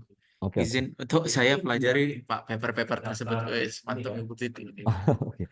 Ya tinggal ini nanti di Scholar saya sebenarnya bisa muncul ya. Saya search Scholar, teman-teman bisa lihat. Tapi kalau nggak bisa di-download, boleh nanti minta ke saya ya. Ini muncul nggak Google Scholar? Seperti ini gitu ya. Nah, ini di Google Scholar saya. Nah, ini paper bimbingan saya yang Q1. Ini kemarin baru publish ya, tahun 2025. Kemudian ini paper Q2 tadi. Ini bisa diklik kanan, kayaknya bisa di-download langsung ya. Karena ini open access, jadi bisa di-download langsung. Kemudian ini Q1 yang tadi yang saya cerita, Smart Water Meter ya. Ini yang tadi saya studi kasus di awal, dari mulai cari knowledge map-nya dengan connected paper, kemudian dengan publish all Paris, dengan confident. Yang tadi saya kasih contoh itu adalah benar-benar langkah-langkah yang saya lakukan dan akhirnya bisa submit di jurnal Q1 gitu ya. Kemudian yang Q2-nya tadi yang itu ya, nah ini yang tadi yang pertanian itu muncul juga di sini. Tapi kalau nah ini kedua ya, smart farming ya. Paper saya khusus tentang berkaitan dengan smart farming. Itu yang literatur review menggunakan metode Prisma. Tapi sebenarnya selain metode Prisma juga banyak ya. Ini salah satu contoh yang luar ini nulis bareng dengan Prof. Muharman Lubis nih. Itu bayangin saya nulis 2023 itu udah 210 citasi yang didapat ya. Ini juga sama. Kita ngebangun sebuah framework berdasarkan metodenya tapi bibliometrik ini ya. Nah, dibanding coba saya punya paper dari tahun 2017 itu hanya 75 paper citasi, tapi ini 2023 baru 2 tahun yang lalu udah 210 paper ya. Kayak gitu. Itu bisa di-download semua gitu di literatur di Scopus saya. Kalau tidak dapat ya nanti bisa kontak saya. Insya Allah saya sangat senang sekali bisa nge-share paper-paper saya yang terkait dengan metode Prisma. Itu Bu Atik, terus apa lagi tadi? Baik Pak Hanif, terima kasih Pak Hanif. Sama-sama ya, sukses. Oke, lanjut ke ini pertanyaan dari Yusuf Batiar. Izin bertanya, bagaimana strategi yang baik untuk menentukan keyword untuk mencari jurnal dalam publish or perish gitu? Nah, ini pentingnya karena intinya tuh keyword ya. Keyword salah ya kita bakal dapat banyak paper sampah gitu ya. Paper sampah kan lumayan capek ya untuk nge-exclude-nya gitu. Jadi kita harus menggunakan keyword yang benar-benar relevan, benar-benar yang berdampak kayak gitu ya. Nah, apa strateginya tadi menggunakan Peacock gitu ya. Kebanyakan orang itu bikin kan dari keyword itu didapat dari hasil research question atau pertanyaan masalah. Nah, kebanyakan kita membuat research question itu ngawang-ngawang. Nah, makanya buat research question yang sesuai dengan framework yang umum ya, yang menggunakan Peacock. Kenapa Peacock ya? Karena digunakan di tadi Peacock itu digunakan di metode Prisma ya. Kalau teman-teman buka tools Confidence, ketika akan memilih mana yang di-include dan di-exclude itu udah menggunakan framework Peacock. Jadi kalau udah menggunakan Peacock otomatis dapat data dapat keywordnya yang sesuai. Apa Peacock tadi population. Contohnya kita ingin bicara di smart farming, berarti keywordnya smart farming. Kemudian intervention. Intervention itu apa? Oh, smart farming itu kan intinya apa? Internet of Things misalnya. Ya udah berarti kita menggunakan kata keyword yang kedua Internet of Things. Kemudian comparison C yang kedua misalnya comparison-nya apa? Dari yang before dan after-nya. Oh, kita bisa lihat dari efisiensi atau productivity, bisa mengurangi cost untuk biaya pupuk atau juga bisa meningkatkan produk hasil panen misalnya ya. Kemudian outcome apa? Comparison apa yang tadi konteksnya gitu ya, traditional farming atau apa gitu, country yang lainnya developing country atau bukan. Nah, kita bisa menggunakan keyword contoh tadi ya, populasinya smart farming yang akan kita download. Berarti kalau kita hanya memasukkan smart farming saja, oh pasti itu ribuan paper dapat. Tapi kan banyaknya sampah, nggak terlalu berkaitan dengan paper kita. Makanya gunakan smart farming. Saya selalu menggunakan kata N. Ya, kata N itu berarti harus ada kata-kata smart farming dan intervensinya apa? Karena saya fokus di IoT, maka gunakan keyword yang kedua Internet of Things. Berarti smart farming and IoT. Dan yang ketiganya tidak semua peacock itu harus ada ya. Tidak semua population, intervention, comparison, outcome atau konteksnya itu ada. Boleh salah tiganya aja gitu ya. Atau salah 4 gitu ya. Jangan 5-5 dimasukkan. Kalau hanya salah satu atau salah 2, ya itu udah terlalu umum paper yang didapat. Makanya tadi saya gunakan misalnya untuk smart farming, P-nya smart farming, intervention-nya Internet of Things, comparison-nya outcome-nya itu harus menghasilkan efisiensi atau meningkatkan productivity.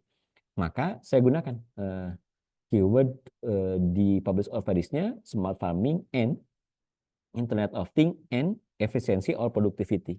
Otomatis paper-paper yang langsung fokus yang berkaitan dengan riset kita. Jadi tidak akan mendapatkan paper-paper yang salah kayak gitu ya. Nah, selain menggunakan N ya, kalau N-nya udah terlalu biasa kalau pakai N itu sedikit yang ke crawling ya. Nah, bisa pakai or gitu ya, Internet of Things or IoT gitu ya. Karena kebanyakan di paper itu suka nulis di judul itu Internet of Things atau hanya nulis IoT. Jadi masuk aja Internet of Things or IoT, Artificial Intelligence or AI, Smart Farming or Precision Agriculture. Karena kan ada orang yang nyebut Smart Farming, ada yang menggunakan Precision Agriculture kayak gitu. Kemudian kalau bisa lebih spesifik ya keywordnya. Misalnya tadi Smart Farming and Sensor, Smart Farming and IoT, Smart Farming and IoT and Effective and Productivity gitu misalnya. Itu bisa lebih bagus hasilnya. Gitu Pak Yusuf ya. Jadi saran saya untuk menentukan keyword gunakan framework Peacock ya. Lihat population-nya, intervention-nya, comparison, outcome dan konteks. Kenapa menggunakan framework Peacock? Karena itu yang dijadikan dasar untuk exclude dan include ya di tools metode Prisma seperti confidence. Mudah-mudahan cukup menjawab Pak Yusuf. Terima kasih jawabannya, buat sangat mantap ya Pak dengan jawabannya. Oke, selanjutnya ke Pak Dadan. Pak Dadan ingin banyak pertanyaan nih. Ada 3 pertanyaan nih. Kita coba jawab satu-satu dulu ya Pak. Nah, yang untuk tanya pertama itu, saya sering menemukan hanya review saja, bukan SLR gitu. Apakah ada perbedaan dan level dalam penerimaan publikasinya gitu? Oh iya, sangat. Tadi udah dibahas di slide ya. Kalau review saja, review artikel, ya misalnya itu biasanya membahas overview secara umum. Tapi kalau systematic literature review itu menganalisis literatur secara sistematis tadi mulai ya. Dari mulai transparan dan terstruktur. Kita liatin metodenya, gitu, mana yang di-exclude, mana yang nggak di-exclude gitu ya. Kemudian framework Peacock-nya kita pakai, itu otomatis sistematis ya. Makanya ada disebut systematic literature review. Nah, kebanyakan orang salah kaprah menyebut systematic literature review tapi hanya 5 paper, 10 paper tanpa menjelaskan bagaimana dia memilih 15 paper itu dari mana gitu ya. Tapi kalau narrative review ya biasanya yang tradisional itu kita sebut dengan narrative review. Dia memilih 5 atau 10 atau 15 paper berdasarkan keinginan dia aja gitu ya. Subjektivitasnya besar. Nah, tapi kalau menggunakan systematic literature review kan tidak subjektif karena kita benar-benar crawling secara keseluruhan datanya dari internet ya. Nah, kemudian kalau review artikel di metode pencarian tidak dijelaskan, hanya menggunakan review artikel. Nah, bagaimana tadi dia mendapatkan 15 paper untuk dianalisis itu dari mana? Nah, saya lihat ya di beberapa skripsi, di beberapa tesis malah. Nah, semua bimbingan saya yang S1 itu maupun itu selalu di bab 2-nya selalu ada systematic literature review, metode Prisma gitu ya. Jadi dia tidak ngasal menentukan narrative of the art. Kalau lihat yang umum yang kebanyakan digunakan ya hanya milih 5 atau 10 paper tanpa bagaimana dia memilih 5 atau 10. Nah, kekhawatiran kita itu kalau hanya menggunakan naratif biasa, subjektivitas kita besar ya dalam menentukan dipilih atau tidaknya. Tapi kalau menggunakan systematic literature review, metode pencarian dijelaskan ya database-nya dari mana, misalnya tadi Scopusnya berapa, scholarnya berapa, kemudian Springernya berapa gitu, query-nya apa, kemudian kita jelaskan kriteria mana yang di-exclude, kriteria mana yang di-include, itu jelas. Jadi transparan dalam kita memilih paper, tidak subjektivitasnya tinggi. Tapi kalau tadi hanya eksplisit gitu ya, hanya juga ada 15 ya, tanpa dijelaskan di mana dapat 15 paper itu subjektivitasnya besar. Kemudian kalau naratif itu lebih mudah direplikasi, tapi kalau systematic literature review susah direplikasi. Makanya tadi search aja di Google Scholar ya, systematic literature review itu banyak yang accepted di jurnal Q1. Kadang-kadang kita juga sangat manfaat paper systematic literature review itu menghemat kita dalam membaca paper. Kalau kita malas menggunakan systematic literature review ya kita cari paper SLR, kemudian kita download paper-paper hasil literature review-nya, pasti kita juga dapatkan insight gitu ya. Jadi paper-paper systematic literature review banyak juga yang dicari kayak gitu ya. Kemudian dari struktur, kalau review naratif biasa itu biasanya strukturnya bebas, tergantung seenak-enaknya penulis aja dia menulis apa gitu ya. Tapi kalau systematic literature review jelas protokolnya, framework-nya apa, mau bisa Prisma atau apa gitu ya, banyak ya yang metode-metode yang lain yang bisa kita gunakan. Kurang lebih seperti gitu untuk pertanyaan pertama. Oke, kita lanjut ke pertanyaan keduanya itu saat pencarian di Google Scholar tuh gimana sih menghindari jurnal abal-abal atau jurnal predator gitu katanya, Pak. Wah ini udah ngeri jawabannya predator ya. Nah kalau saya saya coba buatkan ya Scholar misalnya Scholar. Nah kalau saya ini salah satu trik biar teman-teman gak capek gitu ya kalau menggunakan Google Scholar. Saya menggunakan namanya apa ini tuh ya? Ini. Nah, saya gunakan extension di Google Scholar Chrome yang namanya Rapid Journal Quality Check. Nah, ini Rapid Journal Quality Check muncul apa gitu yang modelnya gitu ya. Apa yang membedakan kalau kita pakai extension ini? Itu muncul nanti, misalnya tentang apa ya? Smart Water Meter aja ya, Smart misalnya. Smart Water Meter. Itu muncul tuh Q1, oh berarti ini pakai Q1, oh ini nggak jelas ya, ini Q1 ya kan udah jelas, kita nggak usah baca ini Q1. Kemudian oh ini Q2, ini Q1, cepat kan, ini Q2, Q1, berarti yang ini udah kita nggak usah download. Nah ini salah satunya teknik saya itu menggunakan Google Chrome extension, silakan dicatat atau diingat namanya Rapid Journal Quality Check. Jadi yang muncul di sini ya sudah udah kita kelihatan mana Q1, Q2-nya, kita jangan sampai kita udah capek-capek download, baca ternyata dia tidak bereputasi tuh, lihat Q1 kan enak ya download ini Q1. Nah, saya biasa Q1 Q2 doang yang saya download, Q3 ke bawah saya nggak download gitu. Nah, itu Q1. Nah, saya membaca mengenali cepat daripada kita ngecek satu-satu ke Simago gitu kan, capek juga ngecek satu-satu ke Simago ya. Nah, ini dari mana dia ranking Q1-nya? Dari SJR. SJR itu adalah Simago gitu ya. Jadi ya pasti kalau kita cek paper publisher ini pasti dia di Q1. Itu jawabannya kayak gitu ya. Nah, jadi saya menggunakan ekstensi Google Chrome untuk yang Rapid Journal Checker seperti itu. Makanya secara catatan kelihatannya Oke, dilanjut ya ke pertanyaan 3 ya, Pak. praktek. Nah, yang pertanyaan 3 itu saya sering menggunakan Scopus dengan akses melalui Telkom. Nah, tapi seringkali menemukan jurnal yang tidak bisa diakses karena perlu berbayar. Apakah paper tersebut akan masuk ke dalam sistem saat kita menggunakan POP? Oh masih tetap masuk karena POP itu kan yang diambil hanya dari judul abstrak dari Publish All Paris ya, judul abstrak, tidak full papernya. Nah nanti bermasalahnya ketika kita digunakan di confident. Di confident kan ada tahap ketiga ya. Dari pertama kan dia nge-remove duplicate. Yang tahap yang kedua dia nge-remove judul dan abstrak yang tidak sesuai. Tahap ketiga yang full review. Nah pasti ini harus ada papernya. Kalau nggak ada papernya ya kita cari download ya, gitu kemudian upload. Nah, tapi minimal dengan ada menggunakan metode Prisma kita sudah tahu paper mana saja yang benar-benar beririsan dengan kita gitu. Jadi jangan sampai kita udah bayar. Contoh di Shopee ya, di Shopee kan di Tokopedia banyak jasa yang menyediakan download paper. Itu hanya 3.000, 4.000 ya lumayan lah. Tapi nggak apa-apa kan di download 3.000 untuk jurnal V1 daripada kita berlangganan ya ratusan juta nih Telkom. Salah satunya kalau untuk mendapatkan insentif publikasi kan kita harus dapat full papernya. Full paper kan mesti bayar. Telkom kan nggak berlangganan, ya udah saya pakai Shopee aja untuk downloadin paper kita gitu ya yang cuma 3.000. Tapi minimal kita udah tahu paper-paper yang berkualitas yang kita download. Jadi jangan khawatir kalau menggunakan Publish All Paris yang meskipun TLU tidak berlangganan, tapi paper-paper berkualitas tinggi Q1 Q2 yang berbayar itu pasti tercrawling. Kenapa tercrawling ya?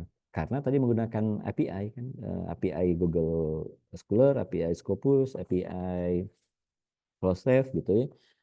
Dan di API itu kan ada metadatanya ya, di apa metadata yang bersifat publik. Apa yang bersifat publik? Judul, abstrak, nama jurnal, itu kan bersifat publik dan itu pasti ke crawling kayak gitu. Pak Deden, mudah-mudahan cukup Baik, terjelas. Pak. Ya, terima kasih jawabannya, Pak. Iya. Oke, kira-kira itu jawabannya. Mungkin ada yang lain yang ingin bertanya gitu. Karena ada jawaban dari pertanyaan sebelumnya, ada yang pikiran lagi, oh pengen tanya ini, apa ada lagi? Terus ada apa? Ininya rundown-nya enggak banyak kali dimintanya. Mungkin sudah Terus kemudian pada paham semua nih. Sudah siap-siap ingin menulis SLR semua nih, udah siap-siap ingin menghubungi Pak Hanif juga nih mungkin biar untuk jadi bimbingan Dari gitu. saya mungkin Mas Alif, Oh, maaf itu Oh, Bu boleh. Titi lagi. Monggo silakan Bu Titi. Pak Hanif Ya, mungkin udah kapan-kapan berhasil tembus Q1 Q2-nya, Bu Titik? belum Kan Pak, udah lulus. makanya Pak ini masih mau nyoba lagi Pak. Mungkin Pak Iya. nanti untuk tema selanjutnya kalau berkenan, sebenarnya kalau saya kendalanya di ini Pak, penyajian datanya, SLR-nya itu Pak gitu. Jadi kalau saya lihat tadi kan Pak Hanif tuh bervariasi ya Pak, di paper ini seperti ini gitu, di paper lain cara penyajiannya seperti ini. Kemudian yang paper Mas Fahrul yang dengan Pak Hanif itu juga kan itu SLR tapi tidak dikemas SLR banget gitu Pak. Iya. Mungkin kalau berkenan Pak, mungkin kalau ada waktu kapan-kapan dari Pak Lubis juga gitu ada webinar lagi gitu Pak, tapi yang membahas tentang penyajian data SLR-nya khusus untuk itu mungkin Pak gitu. Kalau Kalau mungkin saran saya ke Prof. Muharman, mudah-mudahan masih ada ya Pak di ruangan tadi. Muharmannya sibuk Pak. Saya kedengaran tadi suaranya ketika Mas Alif on mic itu pasti kedengaran Prof. Muharman. Nah, emang harusnya ada workshop, bukan workshop, iya workshop ya. Kalau webinar kan susah. Kalau Ya, workshop ini workshop boleh enaknya. Pak gitu. Jadi teman-teman sudah bawa topik, sudah bawa draft paper gitu ya. Kemudian kita kita poles dengan SLR. Karena pentingnya SLR tadi ketika pasti yang ketika publish Q1 Q2 yang dilihat sama editor gitu ya atau reviewer yang satu kebaruan gitu. Nah, kalau kita menuliskan kebaruan berdasarkan asumsi kita pribadi atau ngawang-ngawang kita atau pemikiran kita saja itu nggak akan kuat. Tetapi kalau kita menuliskan novelty kebaruan berdasarkan state of the art yang dari hasil SLR itu pasti kuat, nggak bisa ngebantah ya, makanya dia pasti terima.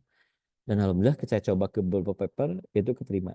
Untuk sekelas proceeding aja ya, hampir semua mahasiswa bimbingan S1 saya itu kan ngambil TA publikasi dan alhamdulillah udah kebanyakan accepted ya, jarang yang belum ada yang reject sampai saat ini baik bimbingan S2. Kalau ke proceeding ya, kecuali kalau ke jurnal lain ceritanya gitu ya. Kalau untuk ke proceeding, untuk hanya syarat kan syarat lulus itu kalau nggak proceeding teredik Scopus, Sinta 1, Sinta 2 itu malah dengan metode SLR, insya Allah gitu ya. Kalau kita analisisnya kuat itu bisa peluang keterimanya yang besar. Saya ya sangat tertarik banget kalau Prof. Muharman itu mau mengadakan workshop semacam ini kayak gitu ya. Kalau di luar itu lumayan workshop ini biayanya, tapi kalau buat mahasiswa TLU kan kita gratis ya Pak Muharman ya. Kita pengabdian sebagai dosen. Kayak gitu. Itu aja Bu Titik. Tapi kalau mau bikin paper ya karena Bu Titik juga bimbingan saya sama Pak Muharman mungkin. Nah, dulu Farul tuh hampir Siap, tiap Pak. minggu ya ke ruangan saya gitu discuss itu untuk paper yang paper yang agak lumayan lah, yang terima di Q1. Meskipun terakhir ada draft yang nggak sempet disubmit juga, padahal bagus papernya, keburu keterima di PL nih dia. Kalau sudah lulus masih boleh ya Pak bimbingan lagi Pak? Boleh, nggak apa-apa. Ya, siap Pak, siap. Terima kasih Pak Hanif. Oke, gitu. Oke. Mungkin yang lain ada pertanyaan lagi gitu. Mungkin Pak Dadan atau pertanyaan lagi, biasanya Pak Dadan tuh Izin Pak, aktif. ini tadi kan soal yang saya tangkap itu soal penggunaan SLR itu ada 2 jenis lah ya, kalau tidak salah. Satu untuk sebagai satu kesat apa utuh, artinya dia memaparkan, narasikan. Satu lagi untuk mendukung dari apa yang akan kita kerjakan gitu, yang sebagai supporting fakta bahwa kebaruannya di mana, lalu kita melakukan hal itu. Tapi ada juga yang tadi yang pakai viewer, jadi memetakan yang mana paling banyak dibahas. Nah, kalau misalkan dalam hal pengerjaannya, misalkan kita di awal karena kita belum tahu kebaruan, terus kita bikin paper untuk kayak tadi yang pakai force viewer, menggunakan mencari tahu mana yang paling banyak dibahas, mana yang kurang, bagian mana itu, lalu untuk paper selanjutnya menggunakan paper yang sebelumnya untuk melakukan pengerjaan, itu apakah bisa dilakukan seperti itu, Pak? Jadi ada kayak semacam 2 kali paper satu menjelaskan dengan force viewer, misalkan dengan occurrence dan tadi, yang keduanya dan apa yang kurang, yang paper yang sudah dengan paper pertama lalu ditambahkan dia mengerjakan ini gitu. Ya, apakah bisa seperti itu, Pak? Sangat sangat bisa Pak Deden. Ini kalau S3 ya, karena kebetulan yang tadi beberapa paper yang tentang SLR itu mahasiswa bimbingan S3 saya ya. Nah, di masa bimbingan ini kayak gini. Jadi ada beberapa syarat di perguruan tinggi ya, contoh di Unpad atau di IPB atau di UGM atau di ITB gitu ya. Yang pertama itu ketika kita mau proposal, lulus ujian kualifikasi, ujian proposal, masuk ke sidang kemajuan, kita harus sudah nemu state of the art-nya apa kayak gitu. Nah, state of the art itu kalau kita menggunakan narrative review seperti biasa atau traditional review biasa ya pasti lemah, itu habis dibantai di sidang. Nah, kita ya gunakan semantik literatur review sebagai tahap penyusunan proposal. Termasuk di bimbingan saya, kan saya ngajar metode ya di S1, ngajar metode di S1 saya itu saya selalu buat SLR gitu. Dari SLR itu bisa jadi paper. Nah, ada yang nurut gitu ya. Bayangin proposal skripsi aja, proposal S1 itu bisa tembus ya sekelas proceeding atau sekelas Sintas 1 Sintas 2 karena udah menggunakan SLR. Jadi biasanya tapi paper SLR tidak bisa digunakan sebagai syarat kelulusan karena itu hanya untuk memetakan state of the art. Ya, jadi tapi bagus untuk memperkuat fondasi research kita. Jadi biasanya kalau mahasiswa bimbingan S3 saya itu pertama dari hasil proposal selalu kita buat systematic literature review gitu ya, dan kita publish ke jurnal Q1, Q2 gitu. Alhamdulillah accepted. Kayak tadi ya, salah satu 2 mahasiswa bimbingan S3 saya keterima di jurnal Q2. Nah, kemudian dalam tahap prosesnya kan pasti perlu set of the art gitu ya. Kita tinggal ambil dari paper SLR kita gitu ya dan dijadikan sebagai referensi penentuan set of the art dalam riset itu. Itu malah makin kuat. Jadi si review baca, oh ini track record penelitiannya jelas. Oh, udah ada systematic literature review-nya. Kemudian the systematic literature review kan untuk muncul gap-nya ya, before sama after-nya jelas. Kemudian langkah-langkahnya itu langkah 1, langkah 2, langkah 3-nya jelas itu riwayat publikasinya sehingga sangat enak kalau ketika kita submit final untuk sidang terbukanya, untuk sidang disertasinya kayak gitu. Nah, teman-teman S2 di sistem informasi saya katakan cukup susah ya dibandingkan S2 di ITB. Ini karena tuntutannya paper. Nah, itu kan berarti udah terbiasa, udah jago-jago di masuk S1 S2 sistem informasi kita udah sangat bagus, tinggal pengolahannya aja, pemulesannya tadi kayak gitu. Jadi pada dan jawaban saya sangat bisa gitu ya. Lebih baik sayang kalau kita udah melakukan literatur review tapi hanya ditulis di sebuah proposal tesis ya. Sayang banget gitu ya. Makanya udah submit aja literatur reviewnya tapi kita polis dengan analisis yang dalam. Ingat namanya sistematik. Berarti harus sistematis ya, baik metodenya, langkah-langkahnya, justifikasinya sama analisisnya. Kalau itu udah kuat keren kan, kita proposal udah bisa di Q2 atau Q1. banyak sekali paper Q1, Q2 tadi saya contoh ya, yang berkaitan dengan mahasiswa S1 itu udah jelas, publish di Q1, Q2 itu udah langsung diterapkan. Tapi untuk yang berkaitan dengan mahasiswa S3 tadi, yaitu hanya ujian proposal untuk mendapatkan state of the art-nya, saya masukkan state of the art. Nah, kebetulan nurut mahasiswanya dan alhamdulillah udah baru tahap proposal, baru semester 2 atau 3 itu udah accepted jurnal Q1, Q2 kan, menambah kepercayaan dirian ketika melakukan riset selanjutnya. Kayak gitu Pak Dedan jawaban saya. Jadi sangat bisa. Baik, Pak, terima kasih. Oke, baik, terima kasih Pak Dedan buat pertanyaannya. Mungkin ada satu lagi mungkin gitu yang ingin bertanya gitu tadi. Siapa gitu? Atau ada pertanyaan lain satu kali aja mungkin. Mungkin dari Mbak Rika mungkin atau Mas Andartia mungkin ingin bertanya. Oh, mungkin sudah mulai paham semua ini Iya. kawan-kawan nih siap untuk menulis jurnal SRR nih. Kalau tertarik terus mau submit ya boleh ya, konsultasi dengan saya ya. Nah, itu Saya sangat senang ya dengan Pak Muharman juga jago sebenarnya dia untuk bibliometrik, historical review ya, bibliometrik. Kalau saya kan senang di SLR saja gitu. Tapi sebenarnya banyak literatur review itu tidak hanya SLR ya. Bisa bibliometrik, bisa historical, banyak lah, bisa grounded, bisa naratif, tapi naratif yang tadi yang versi tradisional yang sebaiknya kita hindari ya, karena terlalu banyak yang harus terlalu gampang untuk didebat ya, subjektivitasnya terlalu tinggi. Itu saja Pak. Kayak gitu. Ada yang masih ditanyakan? ini udah Oke. cukup ya, mengingat ntar lagi nyampe mau maghrib itu ya, daripada nanti ke mentok ke maghribnya ya, mungkin dicukupi aja dulu mungkin untuk sekarang ya. Mungkin nanti kalau ada rekan-rekan yang masih penasaran gitu bisa langsung ke kontak Pak Anif aja langsung mungkin ya untuk bertanya bertanya lagi tentang SLR ya. Oke, baik, terima kasih Pak Hanif dan rekan-rekan yang udah datang ke webinar ini. Terima kasih lagi untuk Pak Hanif ya untuk sempat mengisi acara webinar ini. Semoga materinya bisa memberikan insight gitu bagi kawan-kawan biar bisa, oh saya ingin menulis SLR gara-gara terinspirasi dari Pak Hanif gitu. Semoga bisa begitu. Ya. Baik Semangat, untuk semangat. ya, oke.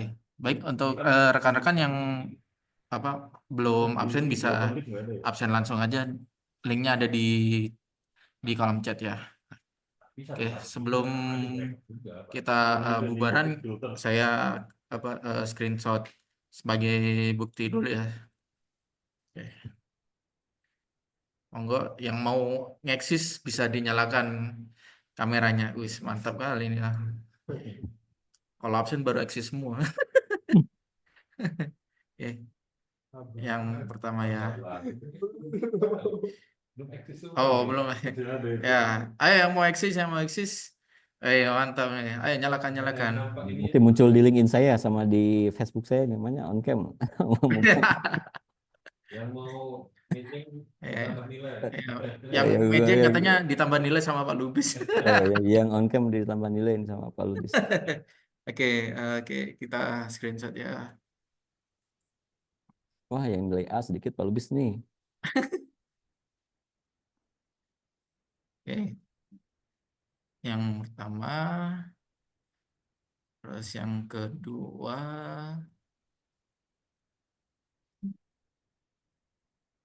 terus yang ketiga.